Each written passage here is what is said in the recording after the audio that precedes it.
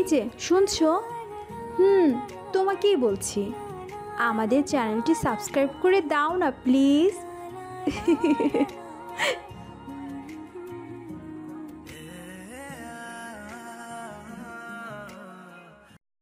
এই মুহূর্তে তুমি এই বাড়ি থেকে বেরিয়ে যাবে। আজ থেকে তুমি আমার ছেলে নও। আমি মনে করব আমার ছেলে মারা গিয়েছে। হুট করে বাসটা ব্রেক কষে। বাসটা জোরে ব্রেক দেওয়ার জন্য পুরো বাসটা একটা কঠিন ঝাঁকুনি খেয়ে থেমে যায় এবং সেটির প্যাসেঞ্জাররা সবাই নড়ে চড়ে ওঠে। বাসের এই ঝাঁকুনির কারণে স্বাধীনেরও ঘুম ভেঙে যায়। সে মাত্র দেখা তার স্বপ্নের কথা মনে করে ভীষণ মুচড়ে যায়। তার বাবা তাকে ঘর থেকে বের করে দিয়েছে, তার মাও তার থেকে মুখ ফিরিয়ে নিয়েছে। তারা আজ তাদের ছেলে হিসেবে স্বাধীনের পরিচয় দিতেও নারাজ। এই বিশাল পৃথিবীতে সে সম্পূর্ণ একা হয়ে পড়েছে। তার না আছে কোনো আপনজন, না আছে কোনো যাওয়ার জায়গা। সে তার জিনিসপত্র নিয়ে সম্পূর্ণ অচেনা ঢাকা শহরে চলে এসেছে। সে জানে না সে কোথায় থাকবে বা কী করবে বা কী খাবে। তার কাছে বিশেষ টাকা পয়সাও নেই। এই মিয়া, আপনি এখনও বাসে কি করেন? বাস তো শেষ স্টপেজে চইলা আসছে। আপনি এখন বাস থেকে নামেন তাড়াতাড়ি। বাস ঢাকা চলে এসেছে কি? এই মিয়া, আপনি শহরে নতুন নাকি? বাস চইলা আসছে ঢাকা শহরে, সবাই নাইমাও গেছে, আপনিও নামেন।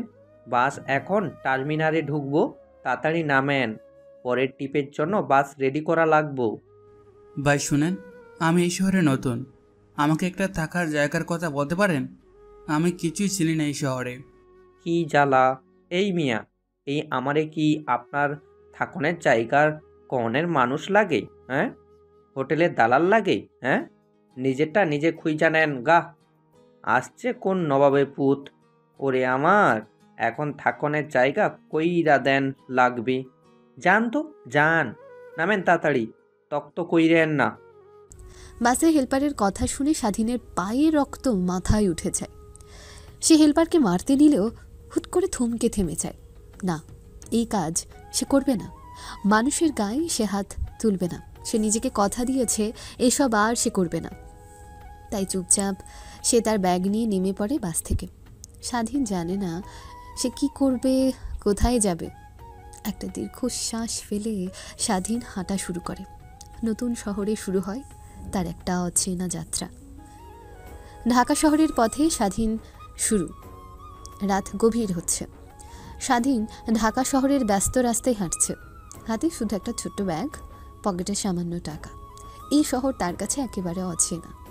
এতদিন সে এমন এক দুনিয়ায় ছিল যেটা ছিল একদম আলাদা, আর আজ সে একদম একা আর নিঃস্ব। তার আজ কিছুই নেই।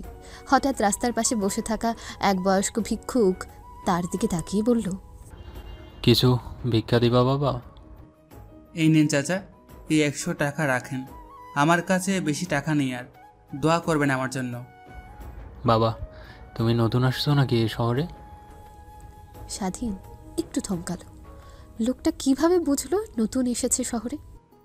হ্যাঁ চাচা, আমি এখানে নতুন, আজকে এসেছি ঢাকা শহরে। কোথায় যাবে? স্বাধীন একটু হাসলো।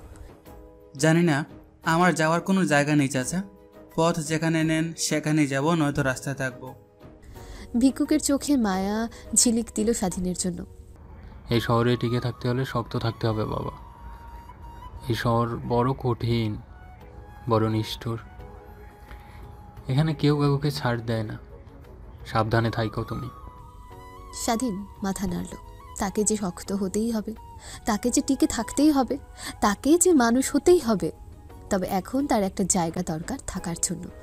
1 সপ্তাহ পর স্বাধীন বহু কষ্টে একটা হোটেলে ওয়েটারের কাজ জুটিয়েছে। সারাদিন হোটেলে তাকে অমানসিক পরিশ্রম করতে হয়। সেই ভোর 5টা থেকে কাজ শুরু হয়, রাত 11টা পর্যন্ত কাজ করতে হয়। তারপর একটু খেয়ে তার চলে পড়াশোনা। স্বাধীন ঠিক করেছে সে তার পড়াশোনা যে করেই হোক চালিয়ে যাবে। তার স্বপ্ন এখন ঢাকা বিশ্ববিদ্যালয়ে ভর্তি হওয়া। তাই তো সারা দিন হোটেলে এত হাড় ভাঙা খাটুনি খেটে রাতে সে পড়তে বসে। হোটেলের মালিক তাকে দয়া করে হোটেলের ভেতরে এক কোনায় একটু থাকার জায়গা করে দিয়েছে। প্রথম মাসের বেতন জমিয়ে সে কিছু বইও কিনেছে। এদিকে কিছুদিন আগে তাই ইন্টারের রেজাল্টও দিয়েছে। সে খোঁজ নিয়ে দেখেছে সে পাশ করেছে, তার মানে এখন ভার্সিটির পরীক্ষা সে দিতে পারবে। স্বাধীন এতে প্রচণ্ড খুশি হয়ে যায়। নিজেকে বদলানোর পথে সে এক ধাপ এগোতে পেরেছে। একদিন রাতে সারাদিন কাজ করে স্বাধীন পড়ছিল, তখন সেখানে চলে আসে তার সাথে কাজ করা আরেকজন লোক। তার নাম ছিল মজনু। ছোট ভাই, কি করো তুমি? ঘুমাইবে না? রাত তো মেলা হয়ে গেল। মজনু ভাই, আপনি ঘুমিয়ে পড়েন, আমার শুতে দেরি হবে। আমার একটু পড়া বাকি আছে, পড়াটা শেষ করে ঘুমাবো। ওরে ভাই রে, সারাদিন হোটেলে কাজ করে রাতের বেলা আবার বসো পড়া নিয়ে। তোমার কি কষ্ট হয় না? তোমার দেখলে বড় মায়া হয় আমার। ভাই, পড়াশোনা তো করতে হবে। আগামী মাসে আমার অ্যাডমিশন পরীক্ষা। ঠিকমতো পড়াশোনা না করলে তো টিকতে পারবো না। আমাকে যে করেই হোক ঢাকা বিশ্ববিদ্যালয়ে টিকতেই হবে। এছাড়া আর তো কোনো উপায়ও নেই মজনু ভাই। আপনি শুয়ে পড়ুন। তা ছোট ভাই, তুমি রাতে খাইছো তো? তোমার লাগে আজকে মোরগ পোলাও রাখছি। স্বাধীনের বুকটা ধক করে উঠল। মোরগ পোলাও, তার প্রিয় খাবার।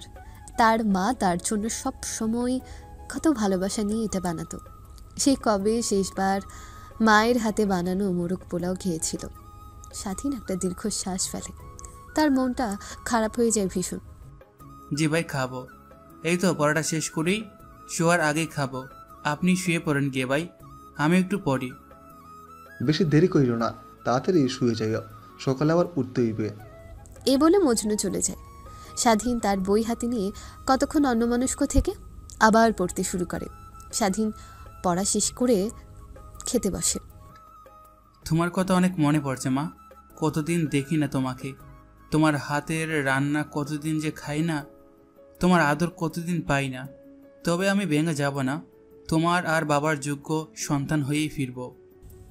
এই বলে নীরবে স্বাধীন চোখের পানি ফেলতে ফেলতে খেয়ে নেয় তার প্রিয় মোরগ পোলাও। কিছুদিন পরে স্বাধীন এখন বেশ পটু হয়ে গিয়েছে তার কাছে। বেশ দক্ষতার সাথে এখন সে হোটেলের সব কাজ করে। টুকটাক রান্নাবান্নাও শিখেছে সে। বাবুর্চি তাকে বেশ ভালোবাসে। আসলে হোটেলের সবাই তাকে বেশ আদর করে, ভালোবাসে। এই সাধারণ মানুষের জীবনে সে নিজেকে বেশ মানিয়ে নিয়েছে। আগের মতো সেই মিথ্যা দম্ভ আর তার মাঝে নেই। আগের চেয়ে অনেক ভালো মানুষ হয়েছে সে। হোটেলে কাজ করছিল স্বাধীন, তখন হুট করে তার মালিক তাকে ডেকে পাঠায়। কি স্বাধীন মিয়া, কেমন চলে কাজকর্ম? আপনার দোয়ায় ভালোই চলছে চাচা। আপনি আমাকে কাজের সুযোগ করে দিয়েছেন, এজন্য আমি সারা জীবন আপনার প্রতি কৃতজ্ঞ থাকব। আপনি সেদিন আমাকে কাজ না দিলে আমার রাস্তার পাশে মরে পড়ে থাকতে হতো।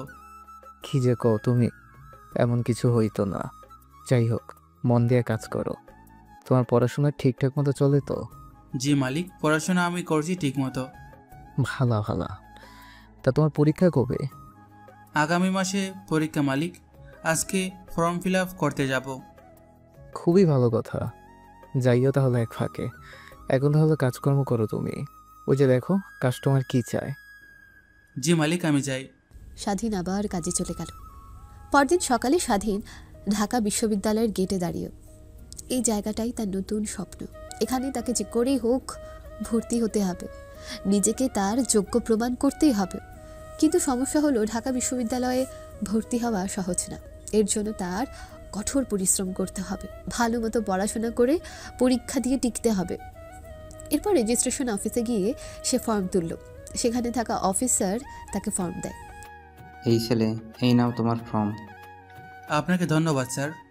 স্বাধীন পরের 1 মাস কঠিন সাধনায় ভর্তি পরীক্ষার জন্য প্রস্তুতি নিতে লাগলো।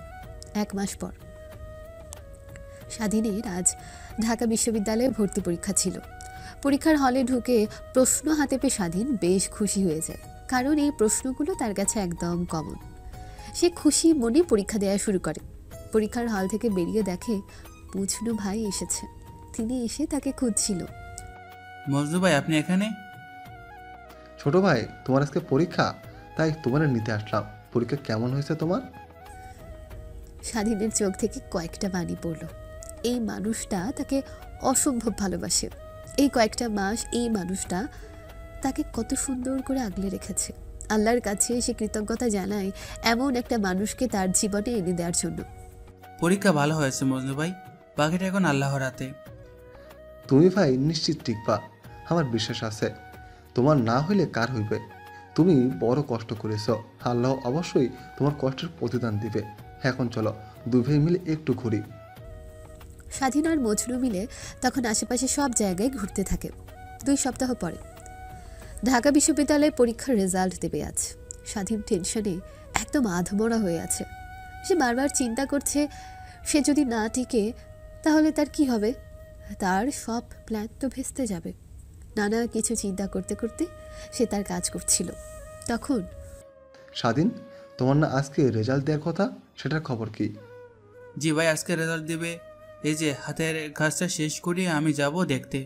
এখন তো রেস্টের সময়। আরে এটা নিয়ে তুমি চিন্তা করো না, তুমি যাও গিয়ে রেজাল্ট দেখো, আমি এদিকটা দেখতেছি, মালিককে আমি বুঝাই বলবো। স্বাধীন তখন তাড়াতাড়ি রেজাল্ট দেখতে একটা দোকানে যায়। টেনশনে তার গলা শুকিয়ে কাঠ হয়ে গিয়েছে। কি জানি কি হয়। কতক্ষণ পর ওয়েবসাইটে স্বাধীনের রেজাল্ট সে দেখতে পায়। রেজাল্ট দেখে স্বাধীন অবাক হয়ে যায়। ঢাকা বিশ্ববিদ্যালয়ে সে চান্স পেয়েছে। আজ থেকে সে ঢাকা বিশ্ববিদ্যালয়ের ছাত্র। খুশিতে স্বাধীন কান্না করে দেয়। আজকে এই খবরটা সে তার বাবা মাকে দিতে পারছে না ভেবে তার প্রচণ্ড কান্না আসে। তারা কি খুশিটাই না হতো এই খবরটা শুনলে। কিন্তু ভাগ্যের এক নির্মম পরিহাস। যাই হোক, চোখ মুছে স্বাধীন দৌড়ে হোটেলে আসে মজনু ভাইকে এই খবরটা দিতে। স্বাধীনকে দৌড়ে আসতে দেখে মজনু ভাই, কি ছোট ভাই, এমন পাগলের মতো দৌড়ে আসতেছে কেন? রেজাল্ট কি? মজনু ভাই, মজনু ভাই। আরে মিয়া, তুমি আগে জিরাও একটু। আরে ছেলেটা কি যে করে, নাও আগে পানি খাও। মজনু ভাই, আমি পরীক্ষায় ফাঁস করেছি।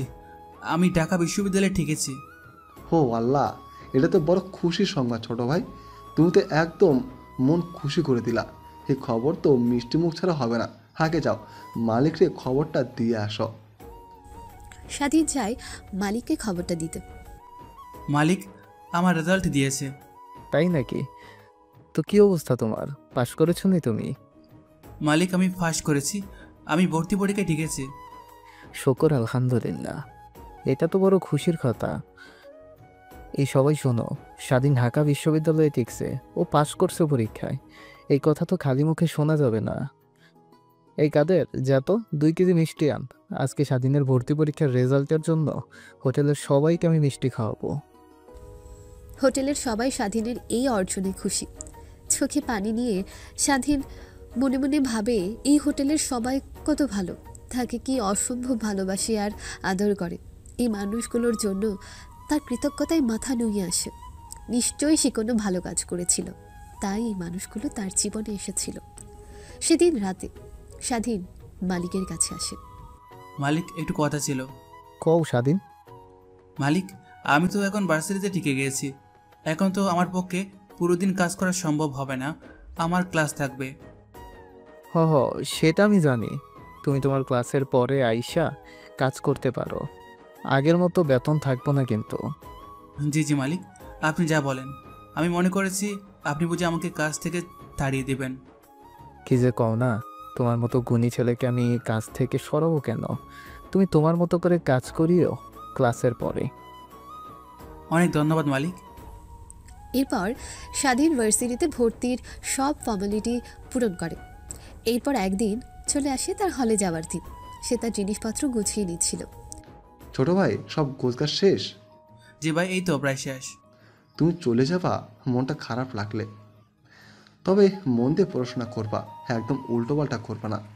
তোমার কোনো অসুবিধা হলে এই ভাইরে এসে বলবা। মন তো আমারও খারাপ বন্ধু ভাই। আপনাদের ছেড়ে একদম যেতে মন চাচ্ছে না। কীভাবে থাকবো আমি জানি না। আরে আরে, মন খারাপ করে না ছোট ভাই, সব ঠিক মতো হবে। তুমি চিন্তা করিও না, আর যখন মন চাইবে তখন চলে আসবা এই ভাইয়ের কাছে। স্বাধীন সব গুছিয়ে নেয়। চলে যাওয়ার আগে সে মজনুকে জড়িয়ে ধরে ঝরঝর করে কেঁদে দেয়। মজনু নিজের চোখের পানি ধরে রাখতে পারে না। স্বাধীনকে মজনু নিজের আপন ছোট ভাইয়ের মতোই ভালোবাসে। স্বাধীন এরপর হলে চলে আসে। শুরু হয় তার নতুন জীবন। 2 দিন পরে স্বাধীন যায় ক্লাস করতে। কিন্তু এখানে এসে প্রথম ধাক্কাটা খেলো। সে বেশ সাধারণ আর পুরনো কাপড় পরে এসেছিল ক্লাসে। একটা রংছটা কয়েক জায়গায় ছোট ছেঁড়া টি শার্ট আর একটা রং ওঠা পুরনো প্যান্ট। ক্লাসের সবাই তাকে দেখে ফিসফিস করতে লাগলো। দেখো না ছেলেটাকে কেমন মফস্বলের মতো লাগে, একদম ভিখারির বাচ্চা যেন। ওর কাছে টাকা পয়সা আছে তো? মনে হয় তো না। দেখ গিয়ে পকেটে মনে হয় ঠনঠনে পয়সাও নেই। সবাই তখন হেসে ওঠে। স্বাধীনের খারাপ লাগে, কিন্তু সে এসব পাত্তা দিল না। তার জীবন এখন বেশ বদলে গিয়েছে, তাকে এখন এসব মানিয়ে নিয়ে চলতে হবে। এমন করেই চলছে। একদিন হঠাৎ কয়েকজন ছেলে স্বাধীনের সামনে এসে দাঁড়ালো। তাদের মধ্যে একজন সোহেল ছিল সবচেয়ে বেপরোয়া। কিরে তোর নাম কি? স্বাধীন। ওরে বাপরে, নাম কি ছেলের? স্বাধীন। আচ্ছা স্বাধীন না পরাধীন, শোন তোকে আমাদের জন্য একটা কাজ করতে হবে। কি কাজ? সোহেল একটা চিঠি বের করলো। এই চিঠিটা নিয়ে গিয়ে দিয়ার হাতে দে। দিয়া? এই নামটা নতুন শোনালো স্বাধীনের কাছে। দিয়াকে? যা শালা, দিয়াকে চিনিস না? আমাদের কলেজের সবচেয়ে সুন্দরী মেয়ে, বড় লোকের মেয়ে। তুই শুধু চিঠিটা দিয়ে আসবি তাকে। স্বাধীন চিঠিটা নিতে চাইল না। সোহেল ছুটে গেল। শোন, আমরা যা বলি সেটা করতে হয়, না করলে কিন্তু মজা দেখবে। স্বাধীন চুপ করে দাঁড়িয়ে থাকলো। তার চোখে মুখে ভয় ছিল না, বরং একটা শান্ত দৃষ্টি। সোহেল রাগে গজগজ করতে করতে তার গালে একটা চড় বসিয়ে দিল। স্বাধীন মাথা ঘুরিয়ে তাকালো। তার রাগ হচ্ছিল, কিন্তু সে জানতো এখন প্রতিশোধ নেওয়ার সময় না। সে ধীরে ধীরে চিঠিটা নিল এবং দিয়ার খোঁজে বের হলো। কতক্ষণ খোঁজার পরে আর মানুষকে জিজ্ঞেস করে স্বাধীন দিয়াকে খুঁজে বের করলো। দিয়া ক্যাম্পাসে ফোয়ারার পাশে বসে ফোনে কথা বলছিল। স্বাধীন একটু দূরে দাঁড়িয়েছিল। অবশেষে সে এগিয়ে গেল। এই যে শুনছেন, আপনি দিয়া না? হ্যাঁ আমি দিয়া। তুমি আবার কে? আমি স্বাধীন। এই নাও তোমার চিঠি। দিয়া প্রথমে অবাক হয়ে তাকালো, তারপর চিঠিটা নিয়ে খুলে পড়ল। মিনিট খানেক পর তার চোখে আগুন চলে উঠল। তুমি এত সাহস কিভাবে পাও? আমায় এসব বাজে প্রস্তাব দিতে আসছো? স্বাধীন হতভম্ব হয়ে গেল। না, এটা আমি দেইনি। পাশ থেকে কয়েকজন মেয়ে ফিসফিস করে হাসতে লাগলো। এই ছেলে তো পুরো ফালতু, আমাদের ভার্সিটিতে এমন বাজে ছেলে ভর্তি হয়? হঠাৎ দিয়া ঠাস করে একটা চড় মারলো স্বাধীনের গালে। স্বাধীন হতবাক হয়ে গেল। এই মেয়েটা তাকে সবার সামনে এভাবে চড় মারলো। এই প্রথমবার সে কোনো মেয়ের হাতে জ্বর খেলো। সে তো এই চিঠি দেয়নি, দিয়েছে সোহেল। তোমাকে এর ফল ভোগ করতে হবে। এদিকে সোহেল ও তার বন্ধুরা দূর থেকে হাসছিল। এরপর তারা সামনে এগিয়ে আসে। দিয়া, কি হয়েছে? কোনো সমস্যা? সোহেল, এই ছেলেটা আমাকে নোংরা সব কথা লিখে বাজে একটা চিঠি দিয়েছে। এই চিঠি পড়ে আমার ঘৃণায় গা গুলাচ্ছে। আমি তোমাকে চিঠি দিইনি দিয়া, আমাকে সুহেল বলেছে তোমাকে এটা দিতে। কিরে বদমাইশ, একে তো মেয়েদের নোংরা চিঠি দিস, আবার আমাকে দোষ দিচ্ছিস? তোর আজকে খবরই আছে। এরপর সোহেল আর দলবল মিলে স্বাধীনকে পেটাতে থাকে। চর থাপ্পড় মেরে স্বাধীনের অবস্থা একদম খারাপ করে দেয় তারা সবাই। মার খেয়ে স্বাধীনের ঠোঁট ফেটে রক্ত বের হয়। কতক্ষণ পরে সোহেল আর তার গ্যাং চলে যায়। তারা চেয়েছিল স্বাধীনকে অপমান করতে, মারতে, আর সেটা সফলভাবে করেও ফেলল। কিন্তু স্বাধীন মনে মনে প্রতিজ্ঞা করল একদিন এই অপমানের প্রতিশোধ সে নেবেই। তবে সেটার সময় এখন আসেনি। তাকে এটা করতে হবে কৌশলে। তাকে মাথা গরম করা যাবে না। স্বাধীন কোনো মতে উঠে হলের দিকে হাঁটা শুরু করে। স্বাধীন এখনও তার চোখের সামনে সে দৃশ্য ভোলেনি। মারধরের শব্দ, গালাগালি এবং তারপর মাটিতে পড়ে যাওয়ার দৃশ্য। আজকের ঘটনা তার জীবনে যেন একটা বিশাল প্রভাব ফেলেছে। কিন্তু এক মুহূর্তের জন্য সে ভাবতে পারে না, এমনকি দিনের শেষে সে কখনো এমন কিছু আশা করেনি। সে জানতো এই শহরে অনেক কিছুই তাকে চ্যালেঞ্জ করতে আসবে। তবে যা ঘটল তা তার জন্য একেবারে নতুন অভিজ্ঞতা। আগে এমন হলে সে একদম। স্বাধীন হলে আসলে তার হলের রুমমেট শিমুল, যে তাকে প্রথমবার দেখে খুব ভালোভাবে সাহায্য করেছিল, তাকে দেখে ভয় পেয়ে গিয়েছিল। শিমুল স্বাধীনকে দেখে এক কথায় চমকে যায়। স্বাধীনের মুখে মার খাওয়ার চিহ্ন, ঠোঁট ফুলে গেছে, গালের নিচে আঘাতের চিহ্ন। শিমুল তার দিকে এগিয়ে গিয়ে বলল, তোমার এই অবস্থা কিভাবে হলো? কে তোমাকে এত বাজেভাবে মারলো? স্বাধীন প্রথমে কিছু বলতে পারছিল না। তার মাথা জড়িয়েছিল সেই মারধরের দৃশ্য নিয়ে। তার মুখ চুপ, কিন্তু শিমুলের চিন্তাভাবনা শুনে অবশেষে মুখ খুলল। কিছু না শিমুল, কিছু হয়নি, একটু পড়ে গিয়েছিলাম, তাই ব্যথা পেয়েছি। টেনশন করো না, আমি ঠিক আছি। কিন্তু শিমুল বুঝেছে কেউ স্বাধীনকে মেরেছে। সে স্বাধীনকে বসতে বলল এবং তার কিট থেকে ব্যান্ডেজ বের করে দিল। তুমি এসব ছাড়ো, আমি তোমাকে কিছু সাহায্য করি। ইস, দেখ, কি বাজে গিয়ে পকেটে হয়ে মনে আছে হয় ঠোঁট কেটে। ঠনঠনে দেখি পয়সাও নেই। তোমাকে ওষুধ লাগিয়ে দিচ্ছি। এরপর কাঁপা কাঁপা হাতে ব্যান্ডেজটি বানিয়ে স্বাধীনের গালে লাগিয়ে দিল। স্বাধীন তখন কেবল মাথা নিচু করে বসেছিল। কিছুই বলার শক্তি ছিল না তার। আঘাতগুলো যে শুধুমাত্র শারীরিক ছিল তা নয়, মানসিক ক্ষতগুলোও ছিল অনেক গভীরে। তবে শিমুল তার পাশে দাঁড়ানোর জন্য যে তাকে সহায়তা করেছিল, তাতে কিছুটা শান্তি পেতে লাগলো সে। পরদিন কলেজে আবার সেই কড়া মুখগুলো। সোহেল এবং তার বন্ধুরা আবার তার পথ রোধ করলো। স্বাধীন জানতো আজকের দিনটাও সহজ হবে না। তারা তাকে আবার তিরস্কার করবে, নোংরা কথা বলবে।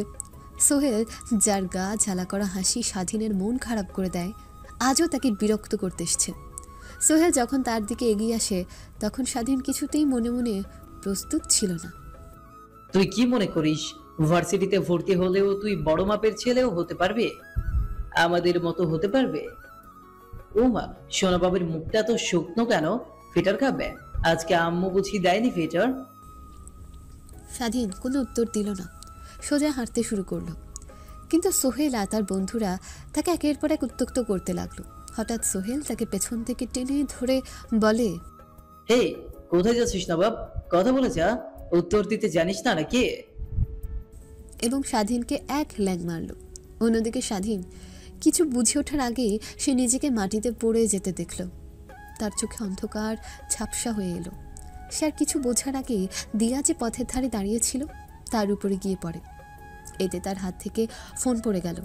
দিয়া চিৎকার করে ওঠে, ভিখারির বাচ্চা, তুই আবার এসেছিস? আমার গায়ের উপর পড়ার সাহস হয় কিভাবে তোর? দাঁড়া, তোকে দেখাচ্ছি মজা। এই বলে দিয়া কষে একটা চড় দেয় স্বাধীনকে। স্বাধীন মাটিতে পড়ে যায়। স্বাধীন উঠে দাঁড়িয়ে নিজের শরীরের আঘাতগুলো অনুভব করছিল। সোহেল এবং তার দল এসে তার উপর আবার আক্রমণ শুরু করলো। কি হলো দিয়া? আবার এই শয়তান কি করেছে? দেখো সোহেল, আবার এই লম্পটটা এসে গায়ের উপর পড়েছে। গতকালকের মার এখনো ভুলতে পারেনি। এত নির্লজ্জ কিভাবে হয় কেউ? কি বললে? তোমার গায়ে পড়েছে? আজকে শালার খবর আছে। এরপর স্বাধীনের দিকে তাকিয়ে, কি ভাবছিস কলেজে এসে এত বড় জোশ? মেয়ে মানুষের গায়ে ঢলে পড়ার খুব শখ? আজকে তোকে এমন মার মারবো আর এই শখ থাকবে না তোর। তোর মতো কাউকে মারলে আর কষ্ট হবে না। সোহেল তখন একটি ধাক্কা মেরে স্বাধীনকে আবার মাটিতে ফেলে দিল। এরপর সবাই মিলে তাকে মারতে থাকে। তখনই যেন আকাশ থেকে নেমে এলো এক তরুণ, নয়ন। সে সোজা সোহেলদের দিকে এগিয়ে গেল আর তাদের থামালো। এই কি সমস্যা তোমাদের সোহেল? এই ছেলেকে এভাবে মারছো কেন? এই শালা দিয়াকে নোংরা চিঠি দিয়েছে, গায়ের উপরে গিয়ে পড়েছে। একে তো মারাই উচিত। সোহেল শোনো, কি হয়েছে আমি সব দেখেছি। আমার মুখ খুলিও না। মারতে মারতে মেরে ফেলবে নাকি একে? ছাড়ো বলছি। সোহেল থতমত খেয়ে যায়। নয়ন তাদের এক ব্যাচ সিনিয়র আর বেশ প্রভাবও আছে তার। নয়নের সাথে ঝামেলা করা যাবে না। তখন সোহেল তার দল নিয়ে সেখান থেকে চলে যায়। এদিকে স্বাধীনকে দেখে নয়নের অনেক মায়া হয়। সে ভাবে, ইস, ছেলেটাকে কিভাবে মেরেছে। এভাবে পড়ে থাকলে তো ছেলেটার অবস্থা খারাপ হয়ে যাবে। একে আমি হাসপাতালে নিয়ে যাব। স্বাধীন সেদিন ভাবতে লাগলো, কে এই লোক? এবার কি আমার জীবনে কোনো পরিবর্তন আসবে? ভাবতে ভাবতে স্বাধীন অজ্ঞান হয়ে যায়। হাসপাতালে পৌঁছানোর পর নয়ন স্বাধীনকে চিকিৎসা করাতে নিয়ে গেল। সব কিছু ঠিক হয়ে যাবে, তুমি চিন্তা করো না, আমি তোমার পাশে আছি। এভাবেই স্বাধীন ও নয়নের বন্ধুত্বের শুরু হয়েছিল এক অদ্ভুত পরিস্থিতি থেকে, যেখানে কেউ কখনো মনে করেনি এমনটা ঘটবে। হাসপাতালের গাঢ় সাদা প্রাচীরের ভেতরে স্বাধীন একটু শান্তি খুঁজে পাচ্ছিল। তবে কিছুটা অস্বস্তি তার ভেতর ছিল। নিজেকে অপরাধী মনে হচ্ছিল। নয়নের এই নিঃস্বার্থ সহানুভূতি স্বাধীনের জন্য নতুন। এই ক্যাম্পাসে কেউ তার সাথে এত ভালো আচরণ করেনি। সে কিছু শঙ্কিতও ছিল যে আসলে নয়নের উদ্দেশ্য কী, সে কি কিছু চায়। তবে স্বাধীন যখন সোহেল ও তার বন্ধুর আক্রমণ থেকে মুক্তি পেল, তখন তার কাছে শুধু একটাই ভাবনা ছিল, সত্যিকারের বন্ধু কি এমনই হয়? একে তো ভার্সিটি শুরুর সময় তাকে মারধর, তারপর এমন একজনের সাহায্য যে একেবারে অপরিচিত। এটা কোনোভাবেই স্বাধীন মেনে নিতে পারছিল না। নয়ন, যার মুখে কোনো ধরনের রাগ কিংবা বিরক্তির ছাপ ছিল না, কেবল শান্তভাবে তাকে সাহস জোগাচ্ছিল। হাসপাতালের রুমে কিছুক্ষণ বসে থাকার পর নয়ন তাকে বলল, তুমি জানো এমন ঘটনা অনেকেরই জীবনে আসে, কিন্তু সেটা নিয়ে ভেঙে না পড়ে সে পরিস্থিতির সঙ্গে লড়াই করতে হয়। স্বাধীন কেবল মাথা নেড়ে সম্মতি জানালো। তবে মনে মনে সে কেবল ভাবছিল কিভাবে নয়ন এতটা শান্ত থাকতে পারে। চিকিৎসা শেষ হওয়ার পর নয়ন তাকে বের হতে সাহায্য করল। চল, কই যাবি? তোর রুমে যাবি তো? তোকে দিয়ে আসি। তোর হল কোনটা? স্বাধীন কিছুটা ভেঙে পড়েছিল, কিন্তু তারপরে সে বুঝল সে অন্তত এক পাল বন্ধু পেয়ে গেছে। মহসিন বল, তবে তোমাকে এত কষ্ট করতে হবে না। আচ্ছা, তোমার পরিচয়টা তো জানা হলো না। আমি স্বাধীন। আমি নয়ন। বড় উপকার করলে ভাই, তবে তোমাকে আর কষ্ট করতে হবে না, আমি হলে যেতে পারবো। কোনো সমস্যাই না, আমি তোকে নামিয়ে দিয়ে এরপর যাব। চল তো, চল তাড়াতাড়ি। রুমে ফিরে যখন তারা পৌঁছালো, তখন শিমুল, যে গতকাল তাকে সাহায্য করেছিল, তার সামনে দাঁড়িয়েছিল। শিমুল বুঝতে পারল স্বাধীন কিছুটা হতাশ এবং ক্লান্ত। শিমুল প্রথমে প্রশ্ন করল, কি হয়েছে? ভালো তো তুমি? তোমার শরীরের এত দাগ কিসের? আজকেও কিছু হয়েছে? স্বাধীন হালকা মাথা নেড়ে বলল, না, কিছু হয়নি, তবে আজকের দিনটা একটু কঠিন ছিল। শিমুল তখন একটা গম্ভীর মুখ করে বলল, কিন্তু তুমি জানো তোমাকে এসব মানতে হবে না। যে যাই বলুক, তুমি নিজের জন্য দাঁড়িয়ে থাকো। সত্যিই স্বাধীন। কখনো কখনো জীবন তোমাকে কষ্ট দেয়, কিন্তু সেই কষ্টই তোমাকে শক্তি দেয়। স্বাধীন একটু বিরক্ত হলো। তবে শিমুলের কথার মধ্যে একটা সত্য ছিল। সে অনুভব করেছিল জীবন শুধু অন্ধকার হতে পারে না, মাঝে মাঝে আলোও আসে। পরের দিন ক্লাসে আসার পর স্বাধীন মনে মনে প্রস্তুত ছিল যে আজও সোহেল ও তার দল তাকে বিরক্ত করতে আসবে। তবে আজ তাকে কিছুটা সাহসী মনে হচ্ছিল। নয়ন তাকে আরও সাহস দিয়েছিল। সে বলেছিল, যদি তারা আবার আসে তুমি তাদের ইগনোর করো, কিন্তু হাল ছেড়ো না। আমি জানি তুমি অনেক শক্তিশালী। স্বাধীন ক্লাসে এসে নিজের সিটে বসছিল, কিন্তু যে মুহূর্তে সোহেল ও তার দল তাকে দেখতে পেল, তারা তাকে আবার লক্ষ্য করল। সোহেল ঠাট্টা করে বলল, তোর আজকের দিনটি ভালো কাটছে না দেখছি। স্বাধীন গভীর শ্বাস নিয়ে সোজা তার দিকে তাকিয়ে বলল, তোমরা কি চাইছো? সোহেল একটু হতভম্ব হয়ে গেল, কারণ স্বাধীন এমনটা আগে কখনো বলেনি। তবে সোহেল তার আত্মবিশ্বাসী হাসি দিয়ে বলল, হ্যাঁ, কিছুই না। তোর মতো পেটা খাওয়া কুকুরের মতো কি আশা করবি? দেখ কেমন দেখতে লাগছে, ছেঁড়া জামা, মুখে দাগ, বিশ্রী ফকিরের মতো দেখতে তুই। এই বলে সোহেলরা হাসতে থাকে। তবে এইবার স্বাধীন আর তেমন কোনো প্রতিক্রিয়া দেখায়নি। সে জানতো এদের পেছনে কোনো সময় কাটানোর মানে নেই। তাকে শুধু ক্লাস করতে যেতে হবে, তার পড়াশোনায় মন দিতে হবে। তার লক্ষ্য থেকে সরে গেলে তো হবে না। এদিকে সোহেল ও তার বন্ধুরা কিছুই বলতে পারল না, কারণ আজ স্বাধীন সোজাসুজি চোখে রেখে কথা বলেছিল। ক্লাস শেষ হলে নয়ন স্বাধীনকে তার দিকে ইশারা করে বলল, এবার তো তুমি দেখতে পারলে যে তুই ভয় পাসনি। তোর জন্য গর্ব হচ্ছে বন্ধু। স্বাধীন একটু হাসল, বলল, তবে আমি জানি এটা পুরোপুরি শেষ নয়, এখনও আমাকে আরও অনেক কিছু শেখার আছে। তবে তোমাকে ধন্যবাদ নয়ন, তুমি না থাকলে এটা কখনই হতো না। পরবর্তী কিছুদিন ক্যাম্পাসের জীবন স্বাভাবিকভাবেই চলছিল। সোহেল ও তার দল যখন স্বাধীনকে মজা করে বিরক্ত করতে আসতো, সে তাদের পাশ কাটিয়ে চলে যেত। একদিকে শিমুল ও নয়ন তাকে সাপোর্ট দিত, আবার অন্যদিকে স্বাধীনও নিজের ভেতর পরিবর্তন অনুভব করছিল। এরপর একদিন স্বাধীন বুঝতে পারল যে সোহেল ও তার দল তাকে শুধু আঘাত করছিল না, তারা তার শক্তির পরীক্ষা নিচ্ছিল। যখন তার চোখে কোনো ভয় ছিল না, তখন তারা একটু থামল। তারা বুঝতে পারল যে স্বাধীনকে ভীতি দেখিয়ে তাকে বিরক্ত করা আর কাজ করবে না। এক সপ্তাহ পর সোহেল ও তার দল তাকে একেবারে বর্জন করতে শুরু করেছিল। তারা তাকে তার তেমন কোনো আঘাত করতে পারছিল না, কারণ স্বাধীন তার জায়গা বুঝে উঠেছিল এবং নিজের আত্মবিশ্বাস ফিরে পেয়েছিল। একদিন ক্লাসের পর স্বাধীন আর নয়ন একটা ক্যাফেতে বসে চা খাচ্ছিল। নয়ন হাসতে হাসতে বলল, তুই জানিস, আমি প্রথম দিনে বলেছিলাম যে তুই যে কোনো কিছুই পারবি। তোর ভিতর এক অদৃশ্য শক্তি ছিল, যা তুই খুঁজে বের করতে পেরেছিস। আমি জানতাম একদিন বুঝবো। জীবন সবসময় ততটা খারাপ না। কিছু বন্ধুদের পাশে থাকলে সব কিছু ভালো হতে পারে। এটাই এখন ধরে রাখতে হবে বন্ধু। ঠিক বুঝেছি, এখন বন্ধু। আমাকেও তাদের কথার জবাব তাদেরকে বুঝিয়ে দিতে হবে। তবে তুই থাকাতে আমি অনেক শক্তি পাই। বন্ধুই তো বন্ধুর জন্য থাকবে, তাই নয় কি? এভাবে স্বাধীন আর নয়ন তাদের বন্ধুত্বের মাধ্যমে একে অপরকে শক্তি দিতে শিখেছিল। তারা বুঝেছিল জীবনের কঠিন সময় সত্যিকারের বন্ধু এমন কাউকে খুঁজে পাওয়া যায় যে নিঃস্বার্থভাবে সাহায্য করতে আসে এবং তোমার পাশে দাঁড়িয়ে তোমাকে এক নতুন দৃষ্টিকোণ থেকে জীবন দেখতে শেখায়। স্বাধীন আজকে সেই সকাল থেকেই ব্যস্ত। আজকে ছুটির দিন। সে সকাল সকাল আজকে হোটেলে কাজ করতে এসেছে। সে আজকে হোটেলের দরজা খুলেছে ভোর 5টায়, আর তখন থেকে একে একে ক্রেতারা আসতে শুরু করেছে। প্লেট ধোয়া, খাবার দেওয়া কাস্টমারকে, টেবিল মোছা, সব কিছুতেই তার হাত ব্যস্ত। হোটেলের এই কাজটা সে প্রায় 1 বছর ধরে করছে। দুপুর গড়িয়ে বিকেল হলো। ক্লান্তি শরীরটাকে চেপে ধরলেও মুখে ক্লান্তির ছাপ রাখে না স্বাধীন। মালিকের কাছে তার সুনাম আছে, শান্ত ধীর স্থির ছেলে। ঠিক তখনই হোটেলের দরজা ঠেলে ঢোকে সোহেলের গ্যাং আর দিয়া। স্বাধীন এক নজরে দেখে নিল ওদের। বুকের ভেতরটা ধক করে উঠল। সোহেলকে এখানে দেখে ভীষণ চমকে গেল সে। সোহেল আর তার গ্যাং এখানে কি করছে?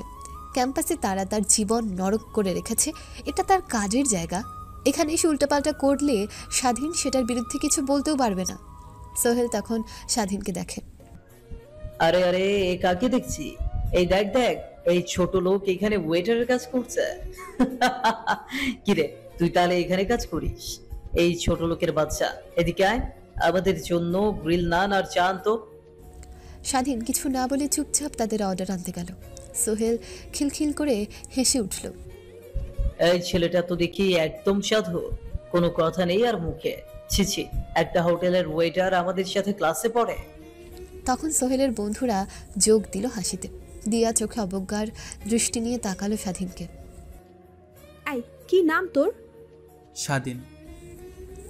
স্বাধীন মুখ নিচু করে বলল, স্বাধীন নাম? কাজটা তো একদম কৃতদাসের মতো, লম্পট নোংরা কোথাকার। সোহেল হেসে উঠে বলল, বুঝলি রে, স্বাধীন আসলে নামে স্বাধীন, কাজে না। কাজে হচ্ছে কেনা গোলাম। সোহেল, তার বন্ধুরা আর দিয়া হো হো করে হেসে উঠল। স্বাধীন চুপচাপ দাঁড়িয়ে রইল। বুকের ভেতর রাগে আগুন জ্বলছে, কিন্তু মুখে একটা কথাও নেই। সে জানে এখানে একটা ভুল করলে তার চাকরি থাকবে না। এখানে তাকে কাস্টমারদের সেবা করতে হবে।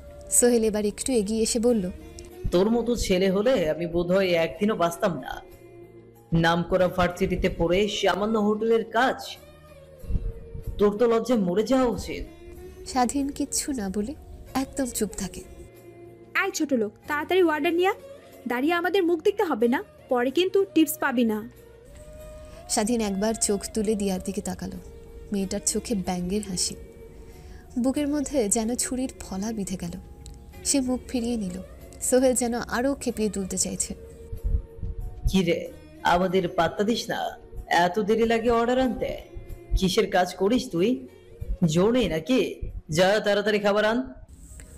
স্বাধীন কোনো উত্তর দিল না। কি আজকে দেখি মুখে কলু পেটে গেছে তো? সাহস নেই আজকে আর? সাহস থাকলে তো এতক্ষণে কিছু একটা বলতে। বন্ধুরা আবার হাসলো।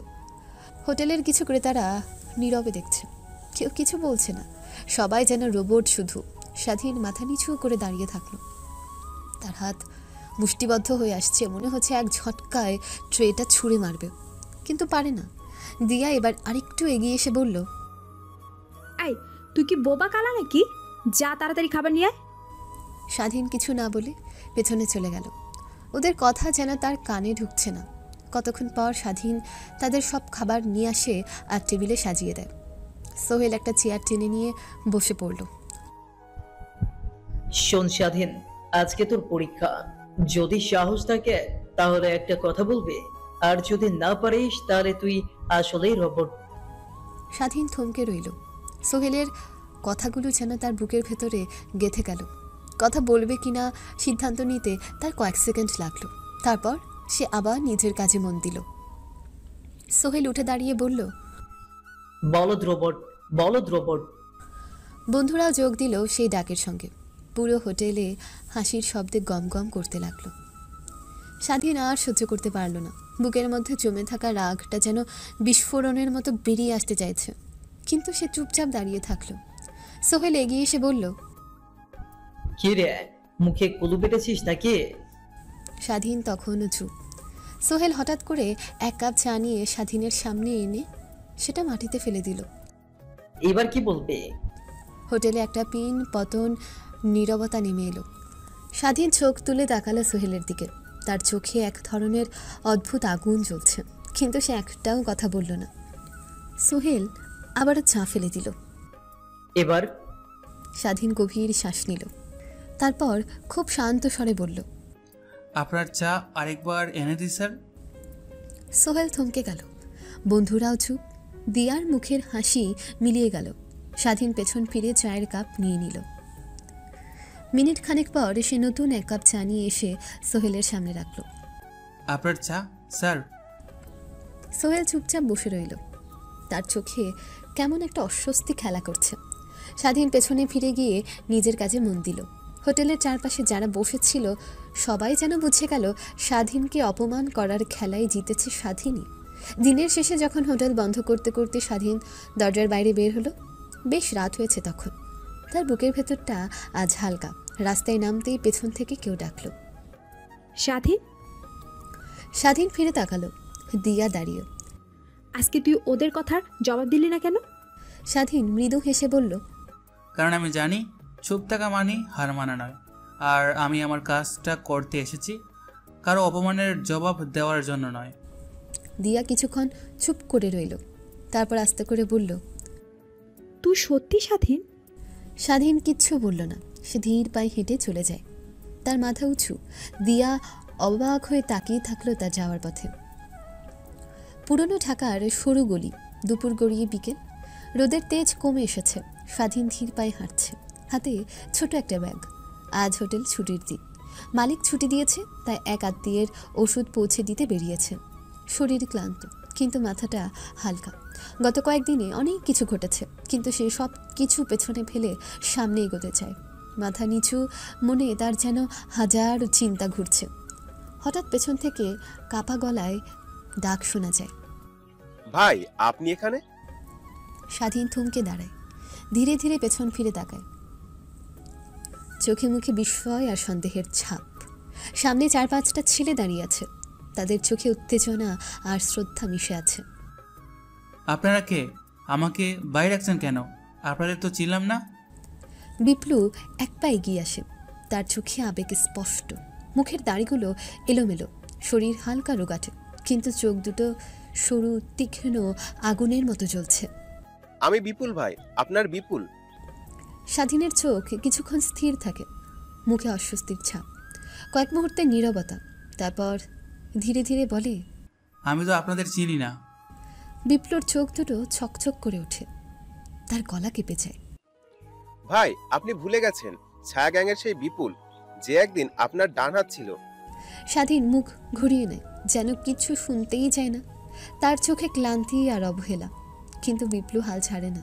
সে এক পা এগিয়ে আসে। আপনি আমাদের ঠিকই চিনেছেন স্বাধীন ভাই, আপনি শুধু স্বীকার করতে চাইছেন না। আপনাকে কত খুঁজেছি আমরা, গত কয়েকটা মাস পাগলের মতো খুঁজেছি আপনাকে। স্বাধীনের পা থেমে যায়, কিছুক্ষণ চুপ করে দাঁড়িয়ে থাকে। এরপর আমরা দেখতে পাই অতীতের কিছু ঘটনা। স্বাধীন ছিল এক উড়াধুরা ছেলে, কোটিপতি বাপের একমাত্র বিগ্রানো ছেলে। বাপের টাকার শেষ নাই, আজ ছেলের দেমাগের শেষ নাই। কাউকে সে মানুষ গণ্য করে না, সবাই তার কাছে যেন তার চাকরের মতো। সদ্য ইন্টার পাশ করেছে এক নামকরা কলেজ থেকে। বয়সে তেমন বড় না হলে চালচলন দেখলে মনে হয় সে যেন এই পৃথিবীর রাজা, আর সব চলে তার হুকুমে। আজকে সে এসেছে এলাকার সমিতির অফিসে। করিম চাচা, কি অবস্থা? ভালোই তো আছেন মনে হচ্ছে। শুনলাম আপনি নাকি এলাকার গরিবদের খাওয়ানোর আয়োজন করেছেন। ঘটনা সত্য নাকি? স্বাধীন বাবা, তুমি হঠাৎ? হ্যাঁ, ভাবছিলাম এলাকায় বহুদিন এমন কিছু হয় না। একবেলা এলাকার গরিবদের কিছু খাওয়ানো উচিত, তাদেরও তো হক আছে আমাদের উপরে। আর তাছাড়া সকলে মিলেই তো আমাদের এই পাড়া। হো বাবা, খুব দেখে মানব দরিদ্র হয়ে গিয়েছেন চাচা মিয়া। তা এলাকায় যে এমন এলাহি কাণ্ড করবেন, সেখানে আমাদের বাঘ কোথায়? কি বলতে চাচ্ছ স্বাধীন? কিছুই তো বুঝতে পারলাম না। ও মা, চাচা চাচা দেখি কচি শিশুর মতো কথা বলে। চাচা না কি বুঝে না। বলছি, এ তো যে সবার থেকে চাঁদা উঠালেন, সেখানে আমাদের ভাগ কোথায়? এ তুমি কি বলছো? এখানে তোমাদের কিসের ভাগ? এই টাকা উঠিয়েছি গরিব দুঃখীদের খাওয়ানোর জন্য, এগুলো দিয়ে তোমাদের মজমস্তি করার জন্য না। এইবার একদম চুপ, বেশি কথা বলে পুরো সমিতির নাম নকশা তুলে দেব। চুপচাপ আমাদের বাগের টাকা দে। তোমাদেরকে আমি একটা টাকাও দিব না, দেখি তোমরা কে কি করতে পারো। তুমি পুরো সহজে মারবা না তো? আয়, এই বুড়ুরে মার। তখন স্বাধীন আর তার গ্যাং মিলে করিমউদ্দিনকে মারতে থাকে। এরপর মেরে তার থেকে 2 লাখ টাকা নিয়ে বেরিয়ে যায়। এদিকে মুমূর্ষু অবস্থায় পড়ে থাকে করিমউদ্দিন। কতক্ষণ পর সমিতির অফিসে আসে কয়েকজন। তারা করিমউদ্দিনকে মাটিতে অচেতন অবস্থায় পড়ে থাকতে দেখলে তাকে ধরে নিয়ে যায় হাসপাতালে। ডাক্তার করিমউদ্দিনের অবস্থা দেখে থমকে যায়। তাড়াতাড়ি তাকে নিয়ে যাওয়া হয় আইসিইউতে। সবাই বেশ ভয় পেয়ে গিয়েছিল। কি সর্বনাশ! রোগীর অবস্থা তো অনেক ভয়াবহ। রোগীর শরীর থেকে অনেক রক্ত বের হয়েছে। রোগীকে এত বিশ্রীভাবে কারা মারলো? সমিতির এক সদস্য বলল, ডাক্তার সাহেব, এলাকার কিছু গুন্ডারা এসে করিম ভাইরে মাইরা গেছে। করিম ভাইয়ের থেকে আমাকে এলাকার প্রোগ্রামে টাকা নিয়ে গেছে। ডাক্তার সাহেব, করিম ভাই কি বাঁচবো না? দেখুন, আপনারা ওনাকে হাসপাতালে আনতে অনেক দেরি করে ফেলেছেন। আমি এখন কোনো কথা দিতে পারছি না যে ওনার কি হবে। আমরা আমাদের যথাসম্ভব চেষ্টা করছি করিম সাহেবের অবস্থার উন্নতি করতে। এখন শুধু আপনারা আল্লাহর কাছে দোয়া করতে পারেন। ডাক্তার সাহেব, আপনারে আল্লাহ দোহাই লাগে, করিম ভাইরে বাঁচান। এর মতো ভালো মানুষ আমাকে পাড়ায় কম আছে ডাক্তার সাহেব, কম আছে। আমি আমার সর্বোচ্চ চেষ্টা করব। কমিটির লোকেরা তখন নিজেদের মধ্যে কথা বলতে থাকে। কে করলো এই কাজটা? স্বাধীনের দল নাকি? ওই কুলাঙ্গারের দল বাদে আর কে হইব? বাপের তো টাকা কম না, তাও এই বদমাশ পুরো এলাকায় চাঁদাবাজি করে, গুন্ডামি করে। বাপ তো টাকা কামাইছে, কিন্তু ছেলেরে আর মানুষ করতে পারে নাই। বাপটা তো ভালোই, কিন্তু এই লোকের ঘরে এমন কুলাঙ্গার কেমনে জন্ম নিল? আসলে টাকা থাকলেই হয় না, পোলাপান মানুষ করতে জানতে হয়। আল্লাহ, তুমি আমাদের করিম ভাইরে খালি সুস্থ করে দাও। চলো স্বাধীনের বাপের কাছে এটা বলে আসি। তার ছেলের এত মহান কাজের কথা বাপের তো জানা উচিত। সবাই তখন এতে একমত হয় এবং স্বাধীনের বাবার কাছে যায়। স্বাধীনের বাবা জামিল চৌধুরী ছিল এলাকার এক কোটিপতি। এই লোকের কত টাকা তিনি নিজেই তা জানেন না। এমন অবস্থা তার যে ব্যাংকে আর টাকা রাখার জায়গা নেই। দিন রাত পরিশ্রম করে তিনি নিজের এত বড় বিজনেস দাঁড় করিয়েছেন। তবে এত কোটি কোটি টাকার মালিক হলেও তিনি একদম মাটির মানুষ। সকলের প্রয়োজনে তিনি যে কোনো সময় পাশে দাঁড়ান।